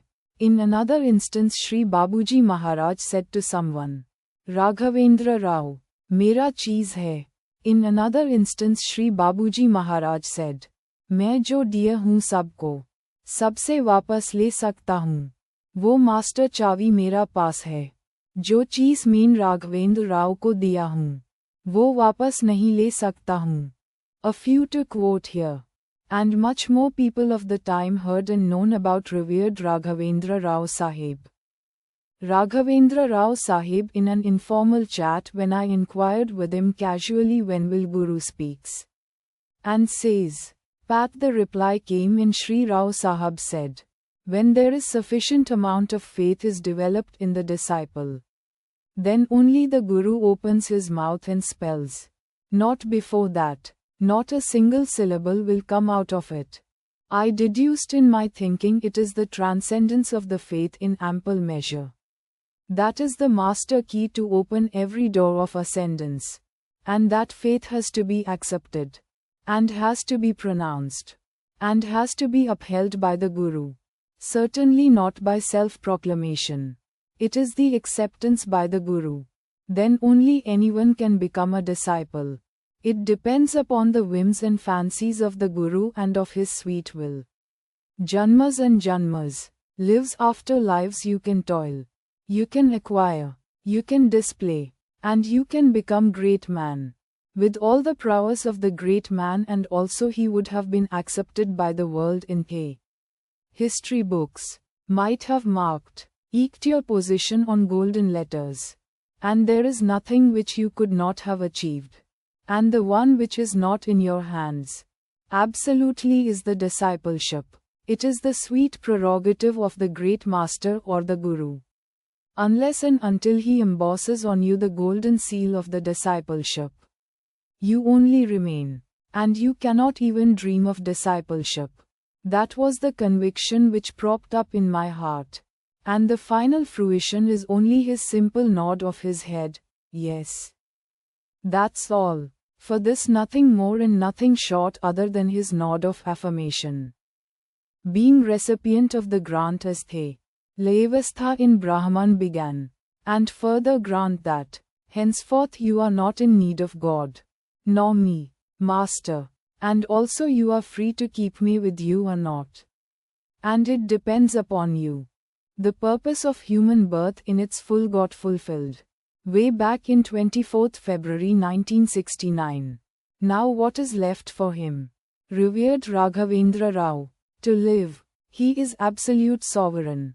Transcendence of faith transcended further of the transcendency of achieving to be one with a Brahman. In all the Vedas and Upanishads, and in every sacred texts of all the times of the sages, the finality of the culmination of the faith is only this: none went further as there was none further in nothing further ascendance of faith or journey of faith. But see here, a dust of a particle, I am not equal which is attached to my master, sets forth the journey of faith into the higher realm and manifested that realm himself first. Thereafter he sets forth the journey of ascendance of faith. And that ascendance is for the sovereign, independent sovereign, terms that he is not even a particle of dust attached to the great master, and waits for the command of the master as his dearest most slave. And slave in waiting all while and all the time, always his eyes riveted upon his master. And this process Rao Saheb dearly called and named Gulami, which is so sweet to his heart. And that is his yearning of his soul. In the annals of the history of the mankind of the spirituality, and of the Guru and discipleship, there was no such instance quoted in the recorded history marked as the greatest example as Na Bhuto Na Bhavishyati, or in the oral history or in the great epics or in the mythology, or in the great creative imagination of the poets. It appears to me all the great saints of the past gathered together at one point by seeing such a feat, the faith, and might have congratulated the great master Shri Ramchandraji Maharaj of Shahjahanpur of creating, manifesting, bringing into the existence, and maintaining his living too. All accolades to him. Perhaps it is my imagination, but I am happy to imagine, and it is giving me immense pleasure. What to say further? What to think further? On 17th of March 2006, when I was sitting on his bed, he made me to sit by his sign and talk and told me, Ondu laksha varsha bakaktodo atava sava laksha varsha bekattodo I manukulaka Shri Babuji Maharajana artha madkolodu sadhya agadiveno. Translation. It might be possible or might not be possible for this mankind to understand Shri Babuji Maharaj in 1 lakh years or 1,25,000 years. It might not be possible. /quote. This speech was recorded and is available with Brother Ravi Kumar, son of Shri revered Raghavendra Rao Saheb. People can get access to that audio clip. And others were also present. Shri Babuji Maharaj somewhere mentioned that man or creation emerged 1,25,000 years ago. Here his great disciple gave benediction for the creation and the mankind and filled it with power to continue till further 1,25,000 years. And during this all these times the only presiding deity will be Mahatma Samartha Sadguru Param Pujya Shri Ramchandraji Maharaj of Shahjahanpur. And he is the presiding deity till the 1,25,000 years. That is the final parting gift he gave to the mankind. And the creation is assured of its continuation. The job he completed and rendered with absolute perfection is the laying of a last flower at the lotus feet of his master, heralding the conclusion of his journey for the final mergence and got merged in him. Practice. Individual's responsibility. Monday, the 4th of April 2022, 6:05 p.m. Indian time. We got well connected with the word called intercommunication by going through volumes of intercommunications from Shri Babuji Maharaj's studentship times, and those intercommunications were recorded on a day-to-day basis with the marking of time and the date as a diary, which was the guidelines of Shri Lalaji Maharaj for him to make notings and maintain the diary and submit with an accompanying letter to him. That is to Lalaji Maharaj till the point of final culmination of mergency with his master and declaration of Shri Babuji Maharaj as the master. thereafter of the declaration and living as the personality receiving continuous intercommunication, directions, blessings, feeling the presence of the great men and sages from the time immemorial. That is from the recorded times of history, oral history, the great epoch times and before, may be known to common man, or may not be known to common man, or buried in the lost histories, lost scriptures, lost knowledge forms and of the known subjects and unknown subjects on varied knowledge forms and critical explanations which were covered by misinterpretations, wrong interpretations, bad interpretations, and dreadful interpretations, maligning the truth and facts of that incidents.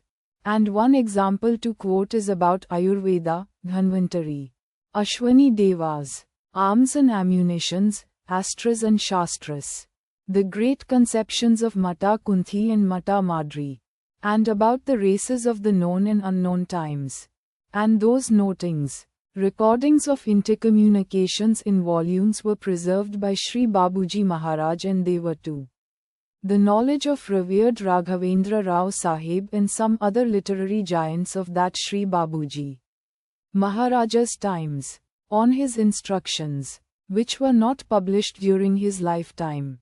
Thereafter they were made available, and majority of the translations were done by Sant Srivastav Saheb of Lakhimpur Kheri. As was noted earlier, when there is a proper ascendance of faith in full, then only a syllable will come out from the master or guru, either the communication during their lifetimes or thereafter too, if there is link well established, firmly established, strongly established with an unbroken chain of links of thought formed with the guru. Thence the descendance takes place. As far as I am concerned, I know not anything, and all my expressions not available anywhere because they have only descended. I am only a lipikara, a scribe. Even for this language, some great saint is helping all along. There is a difference between descendance and intercommunication. It is certain, but descendance is from whom and why, and what for. These thoughts do float in my conscious too, and in my mind and in thought. It is a rightful right for anyone and everyone to feel that way. In that melee, you and I are the same without exception. Here, I share my deep thought, which always there with me is that any subject or anything, of its meaning, of its understanding, of its communication, of its guidelines, of its comprehension, of its intercommunication or descendance, is been directed by my Acharya Deva only, and this part of my training module which he enacted to make me primarily. And that is the first and the foremost of the objective. But the sources, people, planes, dimensions, areas, subjects, matters, knowledge streams and so on and so forth is of his sweet choice only. And this is my understanding. And he cannot be limited or bound by my understanding. He is Sarvatantra Swatantro Shri Raghavendra, Ghatanghatna Samartho Shri Raghavendra. I remain this, he remains that. But certainly I can say with full conviction that at any given point of time of his lifetime in thereafter he never even ever thought that somebody should need to understand him, record him, note of him. Because when his master himself declared him, even then it did not mean anything or made any impact on his approach to his master. Then it is so. Why now? What makes the difference for him? Then again the same question raises. Why it is I am expecting it? My answer is again the same. It is not for anybody or for anyone. It is for me only. And again it is not certainly for him also. Without casting a particle of dust upon the Great One, revered Raghavendra Rao Saheb, I wish to state that it is not certainly from him I am expressing this. This expression is by me, but it is fully supported by the order or command of the Great Master. And to express it many more saints have come forward and helped me to put forth my deep yearning. and heart about his great penance, his great sacrifice, his great devotion, his great worship, his great toil in executing his master's sweet will, with the body and thereafter of the body, which touched me, I do not know how, which reverberated me like an echo, captured me in that resounding as I do not know any other saint other than my Acharya Deva and Shri Babuji Maharaj, and had very little time. Physically I have seen 5 to 6 times. I have heard him only and I have never spoken to him. Him meaning Shri Babuji Maharaj. I was 16 and a half years of age. Up to my 21 and a half years of age, I have never spoken to Shri Babuji Maharaj. But my revered Acharya made me to walk on that tight rope on faith on Shri Babuji Maharaj only. But I was very young, and it was too difficult for my young mind and small heart to connect to him. Which I had mentioned this with him. And here I wish to quote that incident. Soon after the Mahasamadhi of Shri Babuji Maharaj in the year 1983. In the month of April, May, we, the Bangalore people and other centers people, were gathered at the residence of revered Rao Saheb. I was 21 and a half years of age at that time. I was in courtship as a young boy. During my collegiate education, the courtship failed. The affair was terminated by the Lady Grace without any rhyme and reason, which is known to me, as far as I knew. And there is absolutely purity in thought, in mind and in body in that relationship. Purity did prevail. But even then the severance of that relationship occurred. May be for good, or may not be known to me the reason. I was in deep distress and I was lost. Only solace I used to get is from the meditation. It was some day, that is Thursday. I went to Banshankari second stage ashram and sat at my regular place in the meditation hall. And nobody was there. And I began my meditation. I was deeply absorbed for a long time. I do not know the amount of time lapsed. Suddenly, all of a sudden, I heard a voice. Begin the meditation or start the puja. From the deep absorbed state, I was pulled out with this shock. And I patiently waited, observing myself in the atmosphere. Not a trace of transmission I could notice. Forget about the grace. After some time, maybe 45 minutes or 1 hour, I do not know, I heard the same voice. That's all. That statement got completed. Again transmission began. In that melee a kind of a confusion occurred. I forcefully opened my eyes to see what's happening. I saw somebody walking away from the designated seat of conduction of satsang. A tall man. The hall was jam-packed. The whole premises of the ashram was jam-packed with men, women and children. But again I went back into my meditation. The transmission or grace continued for quite some time. Involuntarily I concluded. Thereafter I either inquired or somebody mentioned to me that Parthasarthi Rajagopalachari had come. And he had conducted the meditation.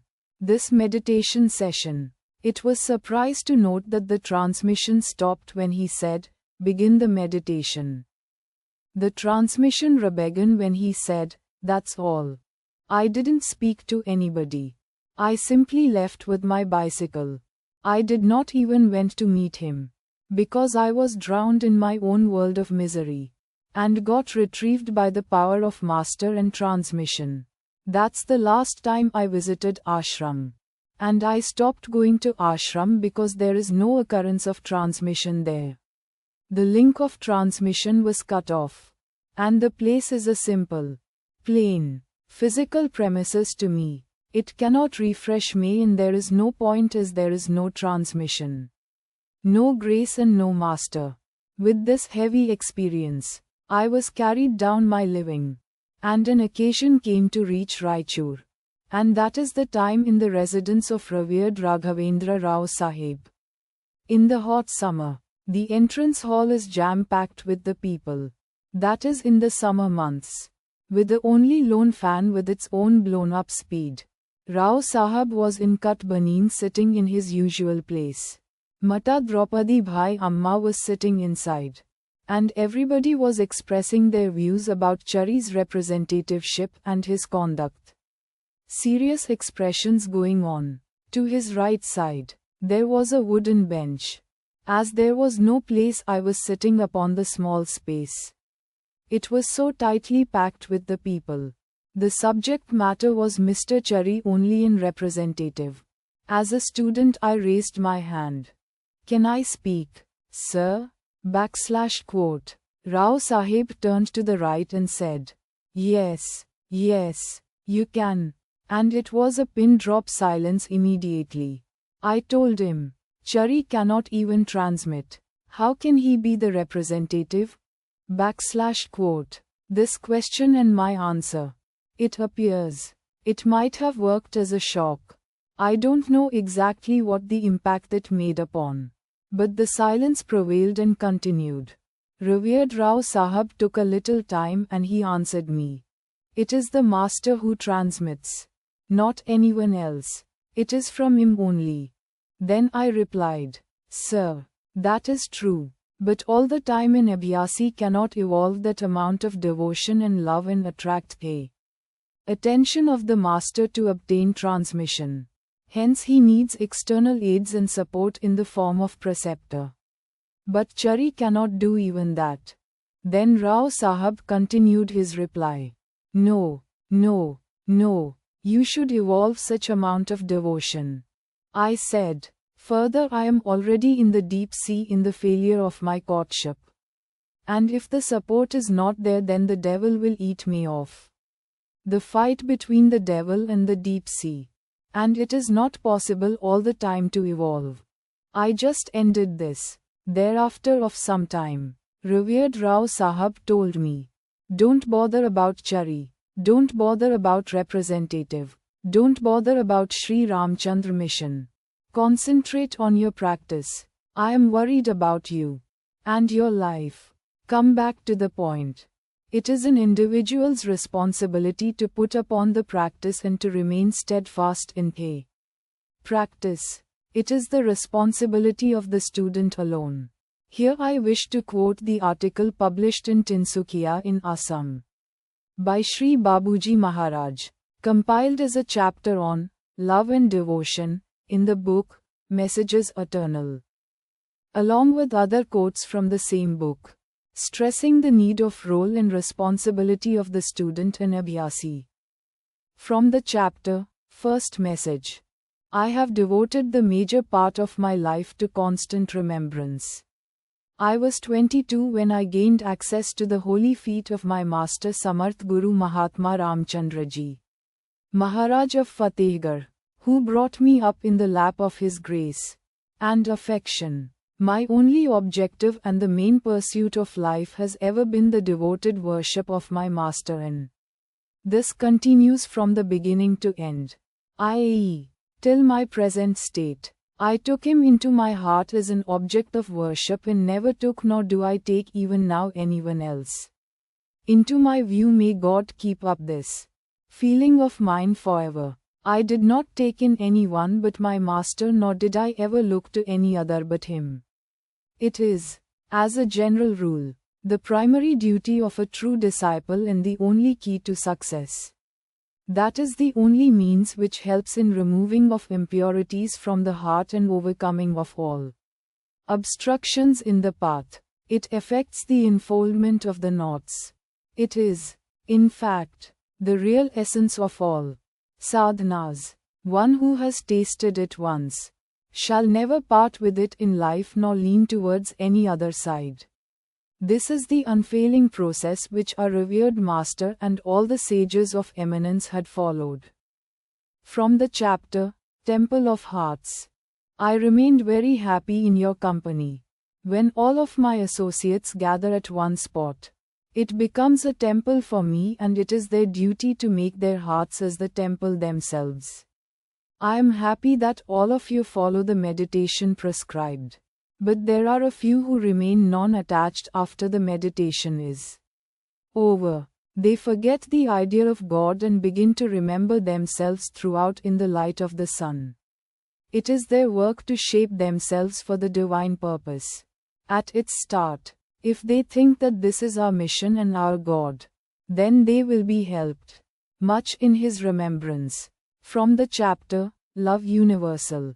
Things come and go, but we remain the same. If we thoroughly scrutinize ourselves, changeless state is there, but we are connected with the changeable, and either we take interest in it or hate it. And both of them are the links for bondage. We should rise above all these things. If we want to live a peaceful life, our method brings out these results. If we do practice it with interest. Many associates write to me that they are trying hard to raise themselves from the mire of thoughts and emotions. It is, of course, the duty of an abhyasi, and he is awakened to that state, and work starts in that color. From the chapter, Love and Devotion. The general idea that fills abhyasis is the items of practice taught to them are all that is needed to take them up to the final state of evolution. Their thought does not run beyond this at all. We indicate Raj Yoga as our foundation, and it is so. In fact, their ideation does not reach down to its depths, and it just stops short with the observance of the rules. But it is certain that in Sahaj Marg, the fragrance of Pranahuti dwells in. But still the factors that get left behind are love and devotion. Along with the act of meditation, it is essential that these should also be therein. It has been necessary for me to stress the mingling of the facets together, since by doing this a Sarak may be able to reach his goal very soon. It is your responsibility to engender these factors in yourselves. The means consist in endeavoring to maintain the remembrance of principle. That is, Ishwar, God. Even here, the objection can be put forward by some that, by this effort, the mind gets so tired that perhaps it can retain this only for a half a day. Whatever act you do it in the thought, it is the divine's command, and therefore it is my duty to do so that the state of remembrance should continue steadfast. And one special benefit that accrues is the creation of sanskars, impressions, ceases. Retaining the remembrance of God at all times engenders in us a deep attachment to the divine, and leads to the state in which love for Him develops and overflows. Gradually, through this, devotion attains its full form. It is therefore very essential to adopt this procedure. The second need is good behavior and conduct. That is, we should never act in such a way that anyone can lift a finger against us. The rules of our daily life and of behavior towards all should be very good and straightforward. By acting so, you derive pleasure and happiness, and a state of peace will, of itself, begin to blossom inside you. Through thinking of the divine, devotion and love develop. I will certainly say this development of attachment is your job and your very important duty. If you do not do this, you do not carry out the duty imposed on every service-minded abhyasi. And the characteristic of a fakir and of man consists in this: that your duty discharge gets completed. Truth lies in this, that we keep turning our vision inward. If you do this, your condition will stay there, where from the substance came to us. That is, we make a mark on the true treasure house. Now, it is left to us just to develop the form of expansion.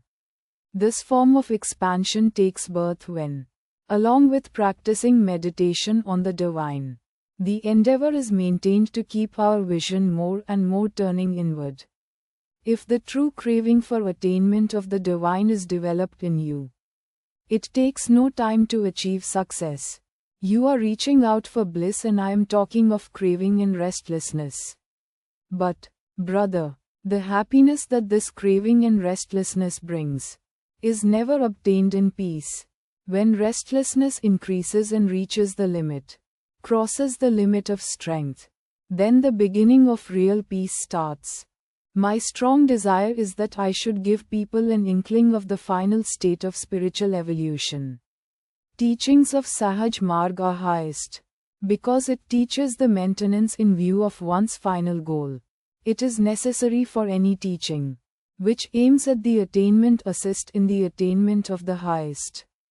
To be of the highest order. My restlessness lies in this, that you should continue to be restless to achieve the goal of attainment of the divine, which alone can give me real peace. To the extent that you are restless in this manner, to that extent peace will accrue to me. If you believe and remember this, that for all the service rendered by me to people, the return that comes to me is peace, then the only method for you is to remain restless. Let us get so deeply involved in the thought of this, that no thought arises at all of that saints are for the mankind one. Tuesday, the 5th of April 2022, 10:55 a.m. Indian Time. Sages, the great saints, the great lights, which illuminated the world, are always for the creation, in particular to the mankind, and in general for the universes, which point is noted on dotted lines during their living times by their conduct, behavior as well as preachings. And majority of the times those essences are flown down and still visible in the mankind, which were classified as races, which essences did affect the human lives. To begin with the dress codes, food habits, beverages, rituals and living and co-living. Stunningly, the common factor is ideals, morals and ethics, and also their feelings about love, compassion, sacrifice, service, courage, boldness, duty, honesty, sincerity, committedness, loyalty. A few to mention, and many more are known to every one of us as a humankind and in all times. The times I'm mentioning here are the gap of time between one sage, saint, great men and great lights' appearances on the Mother Earth. Worship of the deity and supremacy of the deity did play a great role in all the times of mankind. And behind these worships of the deities always used to be the great enlightened, illuminated sages, saints, rishis and munis. For example, if you take the great sage Mahatma Shukracharya, who always respected by one and all, suras and asuras and the mankind, with a great veneration, reverence and awe, the great Mahatma had no parallel or no equal of the times of the mentioned times, and that can be named as mystic times. And his presence was felt in majority of the Dashavataras. His expertise and absolute command upon the worship, rituals, chants, hymns, mantras, and all kinds of highly confidential, private and known to a few or given to a few mantras and deities. His knowledge, expertise was not limited only to worships and rituals, but was spread to every area. Common living to sovereign way of living, and also to the ascetics, and to the great men of the times, and every knowledge stream, administration, revenue, justice, welfare, arms and armaments, astras and shastras, medicine, finance, wealth, sciences like metallurgy, civil engineering, specialized unique sciences, animal husbandry, agriculture, and in word to say, what and all the areas and subjects which the present any country is supposed to deal in the form of country heads and with their teams of ministers. And he, the great Mahatma, was a one-pointed solution. His say and direction was always clear and complete. But he lived in a hermitage like an ascetic, without any time and ever depending upon the country for his sustenance and living, but always used to contribute to the country for its welfare and well-being. The above made observations you can see in two great Danava brothers, Hiranyakashyapa and Hiranyaksha, and this great Mahatma was their Kula Guru. Power and prowess of them, and achievements of them, aged from the times of those times, and marked as one avatara out of Dashavatara out of their credit. If you observe power of their army, arms and ammunitions, health in the pinnacle of their whole race, the subjects were living in the highest luxury and care, which is no parallel of the loving emperor. Prosperity is a signature of their lives. Unknown was to them disease, deprivation, misery, suffering and agony. The rule of law was in perfect state, justice and fairness is the walk of lives. And that is the reason the Suris, that is Devas, used to shiver and were never able to face them squarely in all the times the Sura. Emperors and commanders are to be on the run. And in every battle, they used to concede to the Asuras. And the great architect is this Mahatma only, Shukracharya. Even the Suris, that is Devatas, had their Deva Guru Mahatma Brahaspati, whose intellect is no parallel, that even today his name is quoted amongst the masses as Buddhiyalli Brahaspati, and is also single parallel and remained seated on the highest and greatest moral and ethical pedestal. And the standards that he set for the Suras is so tough and difficult to observe, adopt and live. And whenever there was a deviation and fall from that pedestal standards, the fall of them and defeat of them become imminent and certain. The strength and power and prowess can be drawn from the rituals worships with the help of sciences. Mantras, chants and yajnas is possible only when there was that kind of standards of penance, perseverance, and ideals and morals and ethics, not otherwise. As per popular law, Puranas, and the great epics, and modern-day Wikipedia, Shriman Narayana's first avatara was Matsya Avatara, who rescued the first man Manu and Saptarashis from the great deluge. The second avatara was of Kurma Avatara, who supported the Mount Mandara for the Samudra Manthan, jointly executed by Asuras and Devas. Next avatara of Shriman Narayana was of Vara. Fourth was of Rusimha. And fifth was of Vamana. Again, as per Puranas, Devas, Asuras, Danvas, Adityas, etc. are the descendants of Kashyapa Brahma, who was the father of Hiranyakashyapa and Hiranyaksha. In one family of the brothers Hiranyakashyapa and Hiranyaksha, and of their descendants, 3 out of 10 Dashavataras occurred, Varaha, Rusimha and Vamana. Mahatma Shukracharya is known to have been the Kula Guru of Asuras from the beginning. So in the first 5 avatars he was present, and his role was exemplary. And the point of difference was the worship. And the worship was controlled by the rituals, stern and severe practices, and that is called worship of Mahadeva. As these all great demon kings worshipping deity was the great Mahadeva. Devotion and all other things were addressed to him, and all the benefits accrued was also from that same source. And the benefits in the form of boons are of no match and no equal. Hence those great sovereigns or emperors did not find any need to look to any great guru or god, deity, because need and fulfillment was complete and full, not only in the personal level but even to the entire populace and country. And they have made their own set of law, rule and justice system, and the general populace is also living that way and lived as subservient to those systems laid by their emperors without any qualms.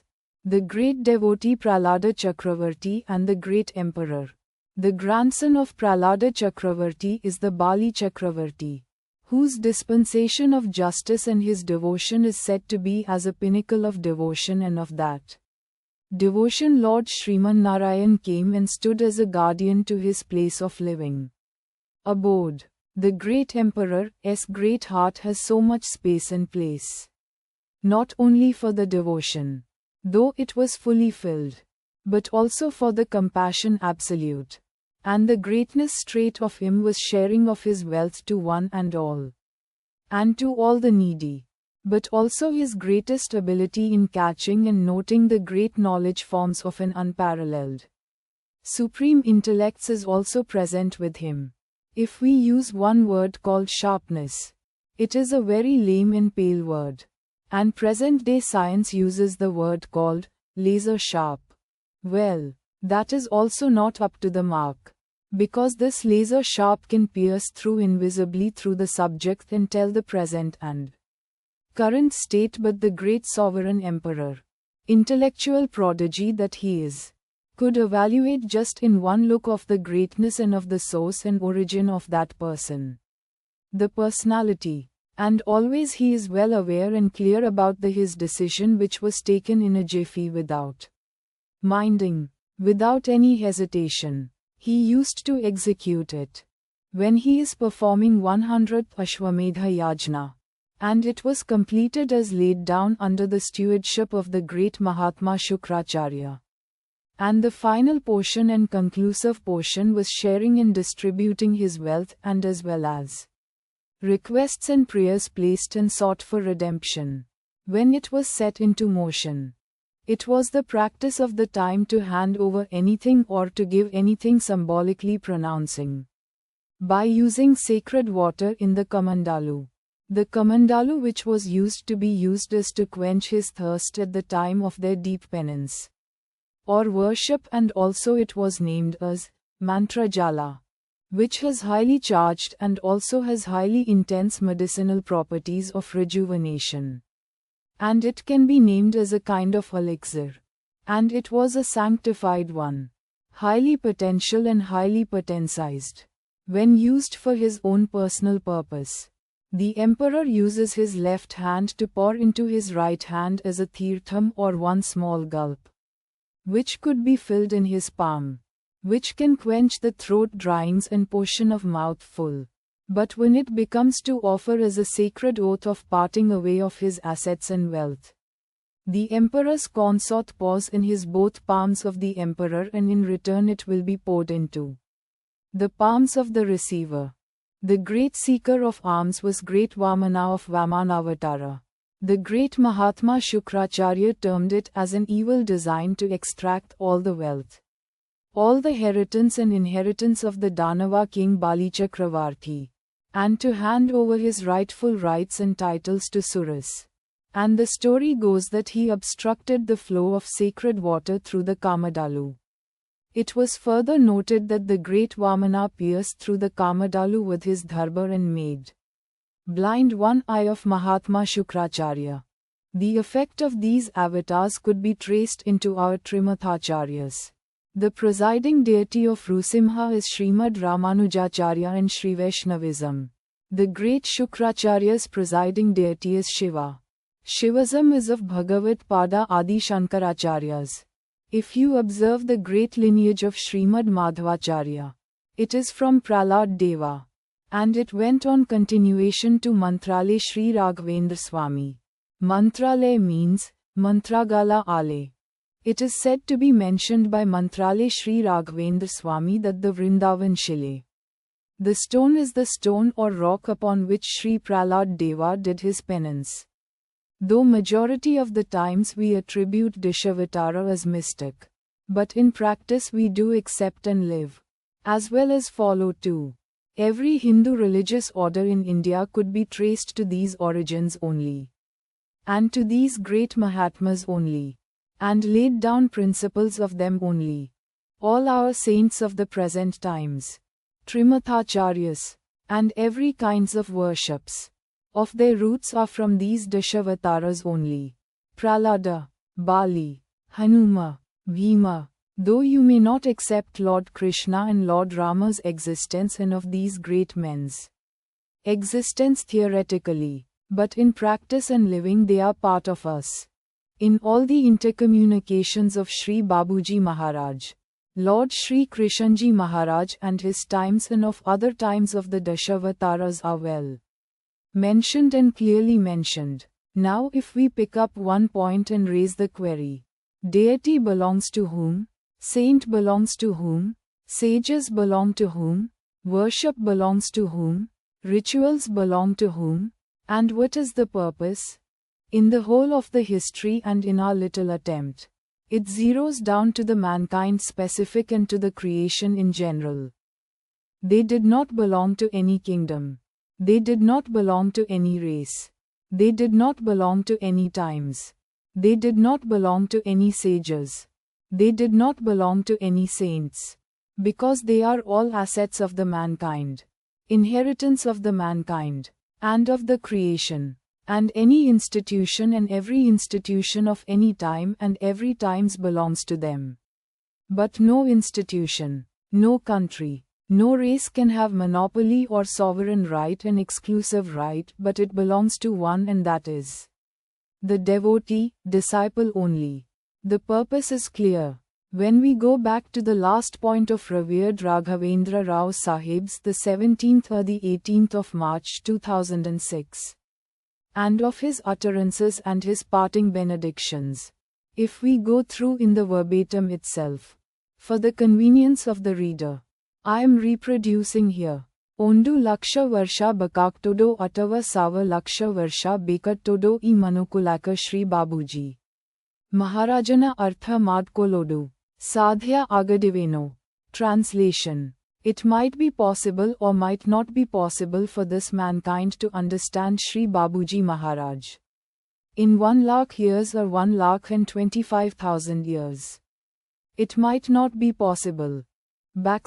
Quote. This indicates and clearly spells out that he is not confined to, nor he is bounded to, but he is only to the creation and mankind, and to his principal deity.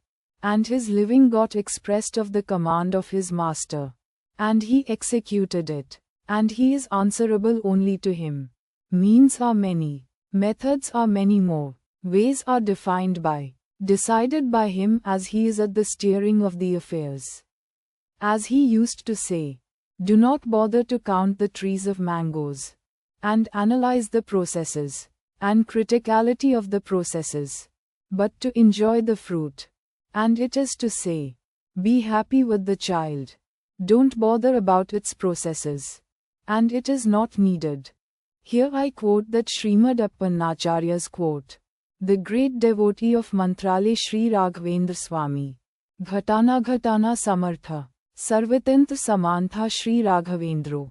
Saints are for the mankind too. The 8th of April 2022. 10:10 a.m. Indian time. It was a long time, rather my childhood, inexplainable inner crisis that God means sacred books, hymns, chants, stotras, mantras, psalms, verses, stories, events of epics, and all the members of this great epics who are considered to be the forms of God. Now I could understand my inner quest or crisis was defining God and confining God to only to these. And to the institutions, and attributing the religion to him, and again confining him within that religion. And there is no further God. And God has to be understood this way only.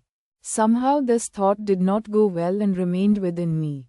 But it appears to me this kind of a crisis even the mankind passed through in passing through in the present day too. And this crisis became core issue of unrest. And also led to huge bloodshed, wars, and continuing. And this issue alone can be termed as single largest source of peace upon the globe. Here I wish to quote one small statement. All ISMS are good. But the followers are only questionable. All ideals are good. But the problem is only looking through the lens of colored faith. Coming back to the original point that God and saints and sages of any given point of time cannot be confined as depicted in the literature to only to the events, stories, parables, hymns, chants, mantras, because the basic factor is human. And the human race has lived thereafter. And those kinds of events, situations, and people are not present now. And the laws, morals, ethics, political systems, rulings, populations, education, science, health are not true copy of those times. It is different. Evolution of human race's fundamental is dynamism. It has the strength to accommodate and absorb the changes and evolved further. And the result is the changes in map of the globe. Emperors, sovereigns, kings, queens, god-men institutions ruling had yielded to democracies. Communism. Few are symbolical kings and queens are present and new element are dictators. The population also had increased manifold now to 800 crores. And compared to 800 crores population, Aborigines and other inhabitants of Amazon and other deep forest areas and caves are minuscule in number, and even they are exposed to the present-day civilized world. But present governments maintained a policy to support them as indigenous people. Faiths, way of living etc. But if you compare the great epics of the mankind which had generated faiths, marked as point of change, absorbing their old-time faiths kind of living, even then the present-day civilized world could move on further with them as a part and parcel of the mankind, bringing the great ethos of values of morals, ethics of human race, picking up every sane moral, ethics, ideals and ways of life, and discarding those things which are detrimental to the ongoing living of the mankind because this tempo has to be kept. Otherwise the mankind will be pressing the self-destructive button and bringing down the final annihilation of the human populace or inanimate creation. Nay, may trigger final destruction of the entire creation itself. Because the explosion, if it is in the form of atomic explosion, it has a cyclical effect. And we all knew the power of atomic explosions. In many faiths, the final annihilation or palya is professed, rather every faith has prophesied this. But mankind has not yet witnessed other than wiping out all the great civilizations, ushering in that place a new way of living of the mankind. Perhaps this kind of analysis appears to be a need of the hour in order to understand that very primary query of confinement and definement of God. Unless it is logically concluded, human intellect will not be satiated, and cannot go further. All of the Sriman Narayana's avatars, descendants upon the earth were absorbed in the present day Sri Vaishnavism and Madhava philosophy, whereas the Shivism do accept and follow. So these Dashavataras are the ones which have triggered the kind of worships and rituals and standardized and streamlined as an order of following, named as Agama Shastras, which includes one and all of the worships and present-day temples and places of worships do adhere on the same lines. Though a thinker may pertinently ask or raises a query or quest about those avatars' emergence, such kinds of worships were in place before their emergence may appears to be valid in relation to the orders and rituals of the present day. But certainly the one element which was all along present was devotion and worship of the Supreme Authority in the name of Trimurti existence, Brahma, Vishnu, Maheshwara, and we can take cue from the available Vedas and Upanishads, which are having clear mentions about the presence and existence of Trimurti trial in standardized means. And if you take the great sermon Bhagavad Gita into the consideration, and it means the God spoken, the very God revealed the truth, for the convenience of the mankind as a concession to the mankind. Before this great sermon, Bhagavad Gita, the God in form not delivered but executed the tasks only, and all the hymns, chants, mantras were and are by the devotees, rishis, munis, sages and saints. Next, direct worship and method of worship to God was given by Lord Buddha as the enlightened one and the illuminated one, though the means of meditation and upasana and goals were fixed, which are actually an extension of the great sermon Bhagavad Gita. Lord Nrsimha's advent or emerging was for the annihilation of the demonic kingdom and laid the path of living as the path of devotion. The life and living of Prahlada Chakravarti is not the total and the complete of Lord Nrsimha Deva. His qualities and power are much more beyond that event only. And the proof is till date he is getting worshipped and accepted. Faith continued.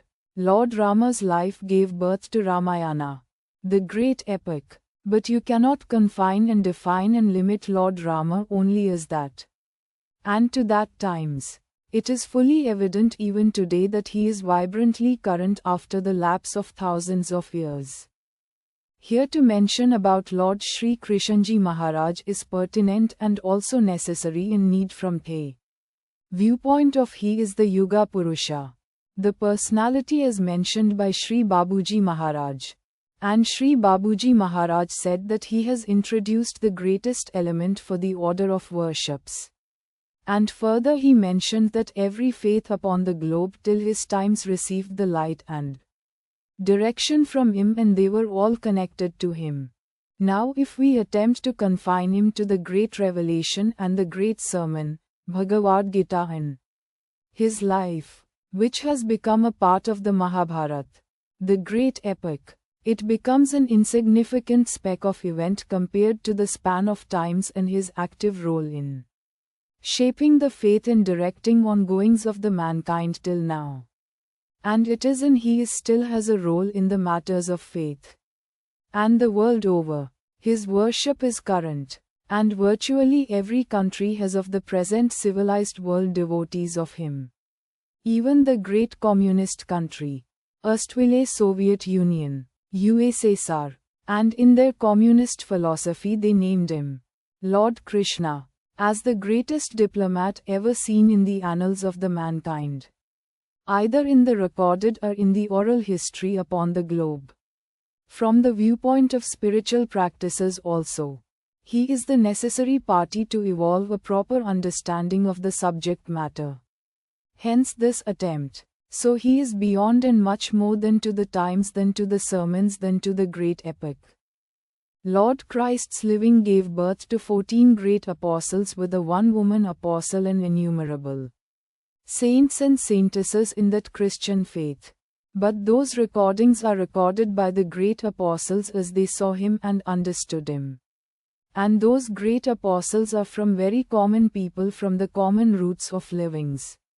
But at the same time that great notings are named as the sacred Bible, which has absorbed the Old Testaments and saints, ways of lives, and other things which strengthen the Christian faith, and become the succor and sustenance for the Christian faith, and in return Lord Jesus and revered Mother Mary and Christian faith sustained for 2000 years in countless natural calamities, countless wars, huge bloodshed, great miseries of the mankind, agonies of the mankind. This period absorbed, digested and continued and evolved further. Though the birth of Christ, Jerusalem, a tiny hamlet or a village, and later he was termed as the light of the West, all the political orders were yielded to the change. No order is current and present of the time to now, and remained was reverence, worship and faith. So, by that very continuation of this faith is a powerful proof with a finality of evidence that they, great men, live and continue to bless and usher in new light always. The institutions, the churches, maths are symbolical existence.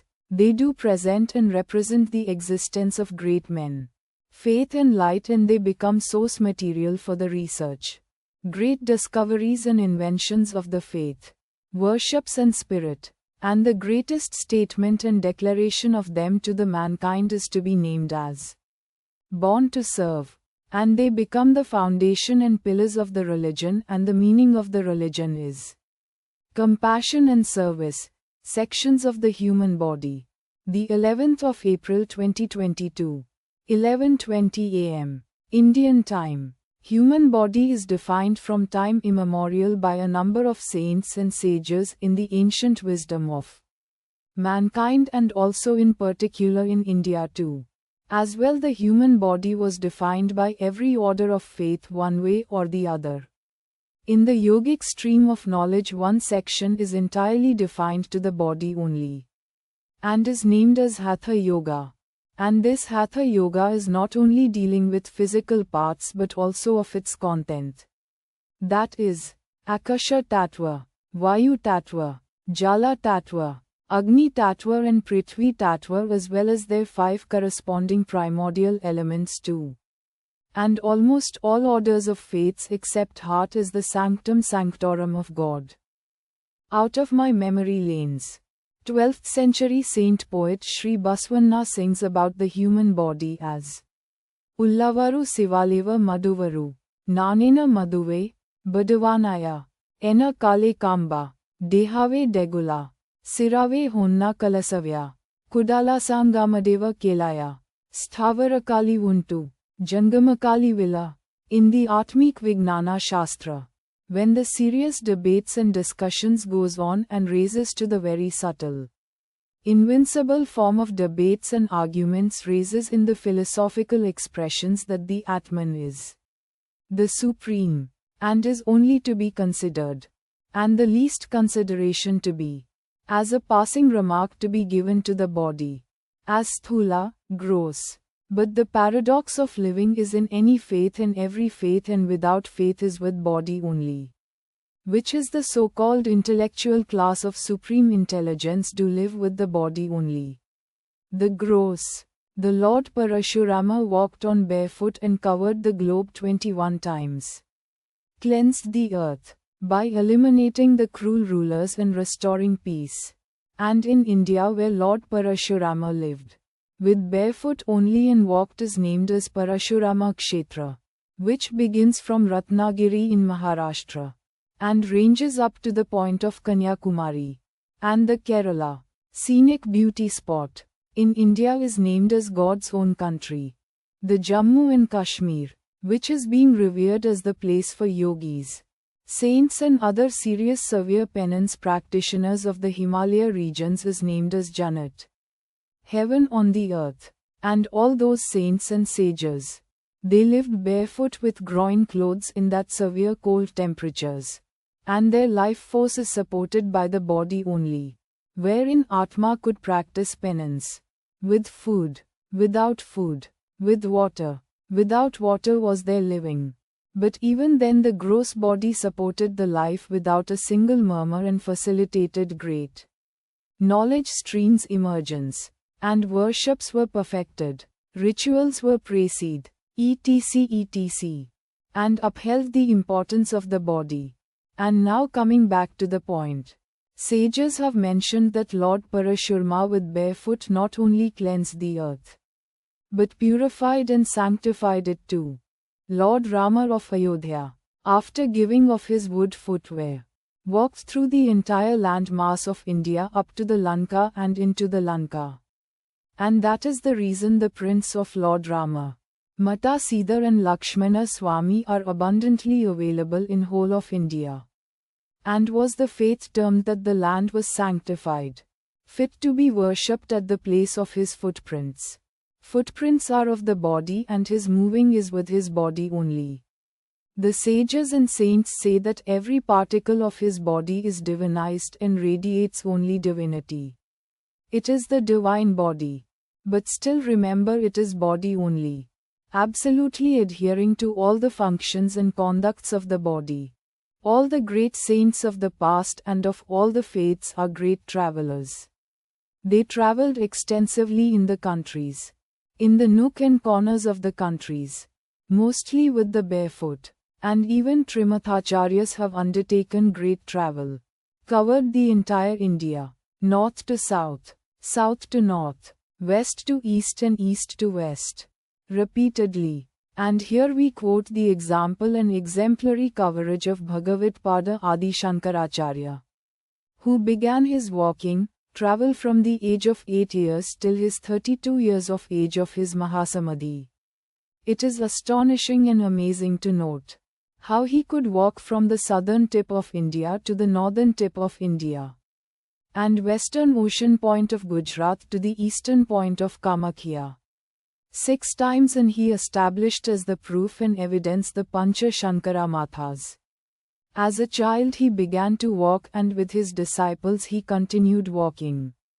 And all with the courtesy of the body only. Even in Srimad Madhvacharya order of faith, the pontiffs are supposed to adhere to the Bhuchalana only. Vayu and Jala Chalana are forbidden. Islam says, body is gift of God. Judaism. https bje.org.au/knowledge-center/Jewish-ethics/bioethics/ says, human body expresses divine reality, the ideal is soul fully inhabiting the body, not the soul liberated from the body. The Bible. https co-christianity.com/resource-library/articles/7-things-the-bible-teaches-about-your-body/ says, your body is damaged by sin. Your body is saved by God. Your body remains vulnerable. Your body is for the Lord. Your body is a temple of Holy Spirit. Hence I am giving my definition. Which is the form of the body? Which is the elements of the body? Which is the essence of the body? Division based upon primordial elements and primordial essences. And this revelation came today during pranayama, named as Prana Pradayini Pranayama practice. Which experience used to come now and then. But today as the finality of evidence and proof was given to me as an experience. This is the new division of sections which came into my notice as final and irreversible. Understanding. Though it is called as an individual dynamo, but it has all the functions of universal dynamo. Nay, with the ultimate of functions, which has no parallel in the creation. And all they are present in the human body. Hence having evolved ability to observe core intrinsic value. Deep insight by the sages and yogis of the ancient wisdom, marked a separate and independent unit of knowledge form and named them as Hatha Yoga. In a common parlance it is called body-centric. But never they were away from the Atman, the basic. So, we can conclusively say now with this small analysis and insight that all the orders of faiths of the mankind from time immemorial upheld the body is the place and abode of the God. And God cannot be away from this, and cannot remain beyond of this. And it has to be read as inclusive. All the avatars, all the saints, all the sages, all the fathers of knowledge streams are with the human body only. And this is the concluding statement.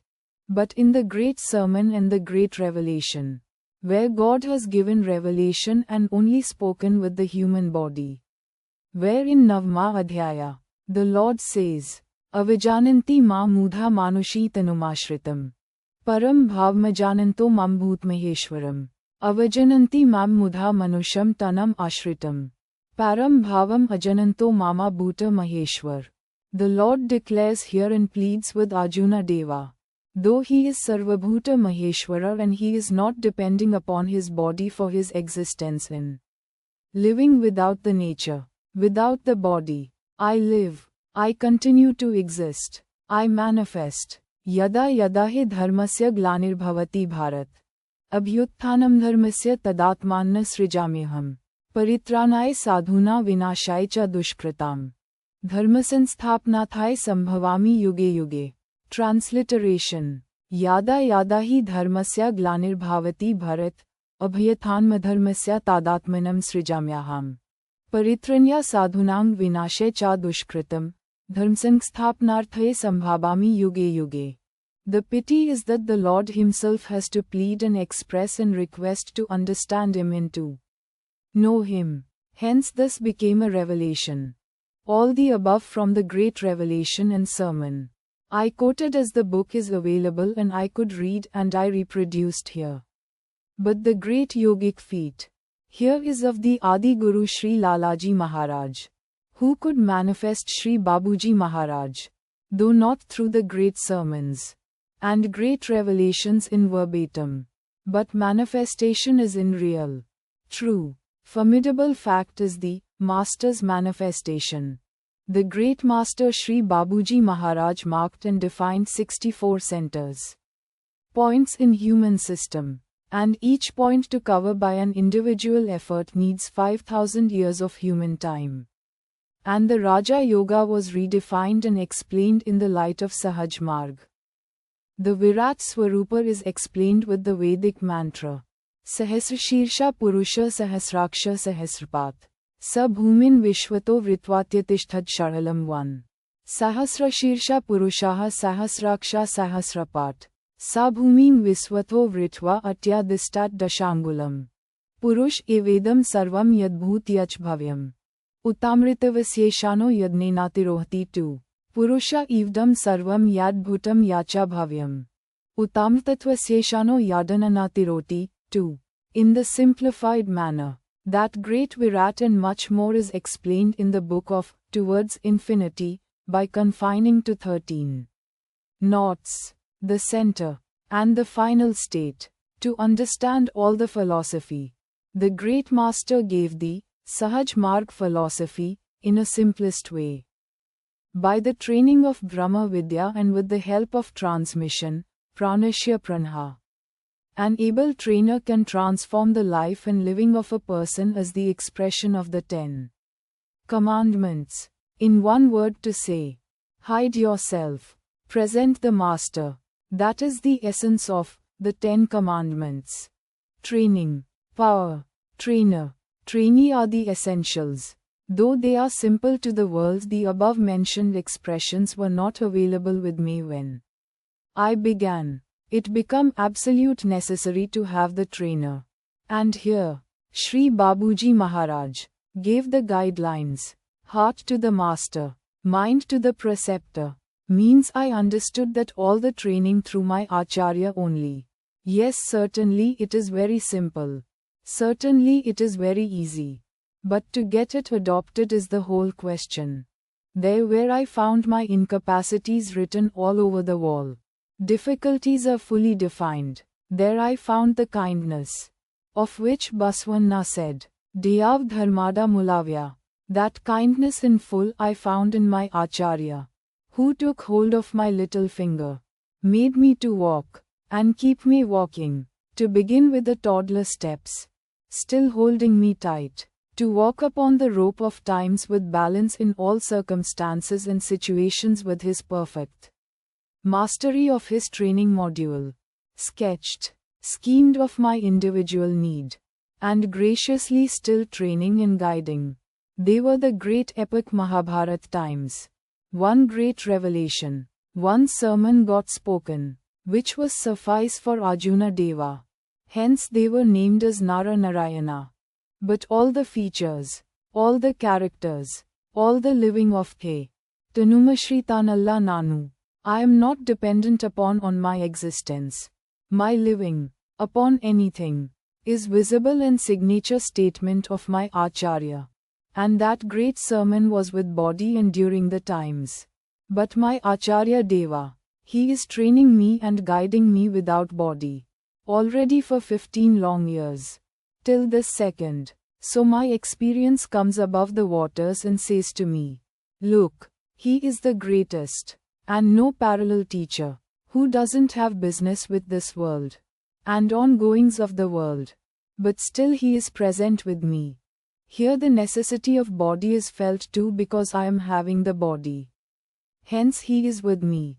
Otherwise I would have been with him without body. In the annals of the mankind's history and training there was one example of Shri Adi Guru Lalaji Maharaj to Shri Babuji Maharaj. And Shri Babuji Maharaj used to say, without the command of my master, hum ek saas bhi nahi le sakte.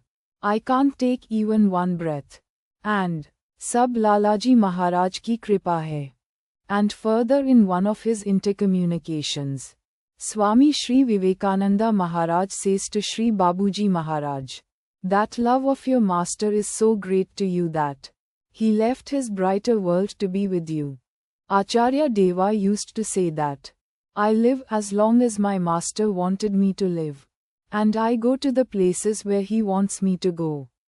When and then, I had no choice. He is present and he has no past. Nothing to mention of any future. He is present.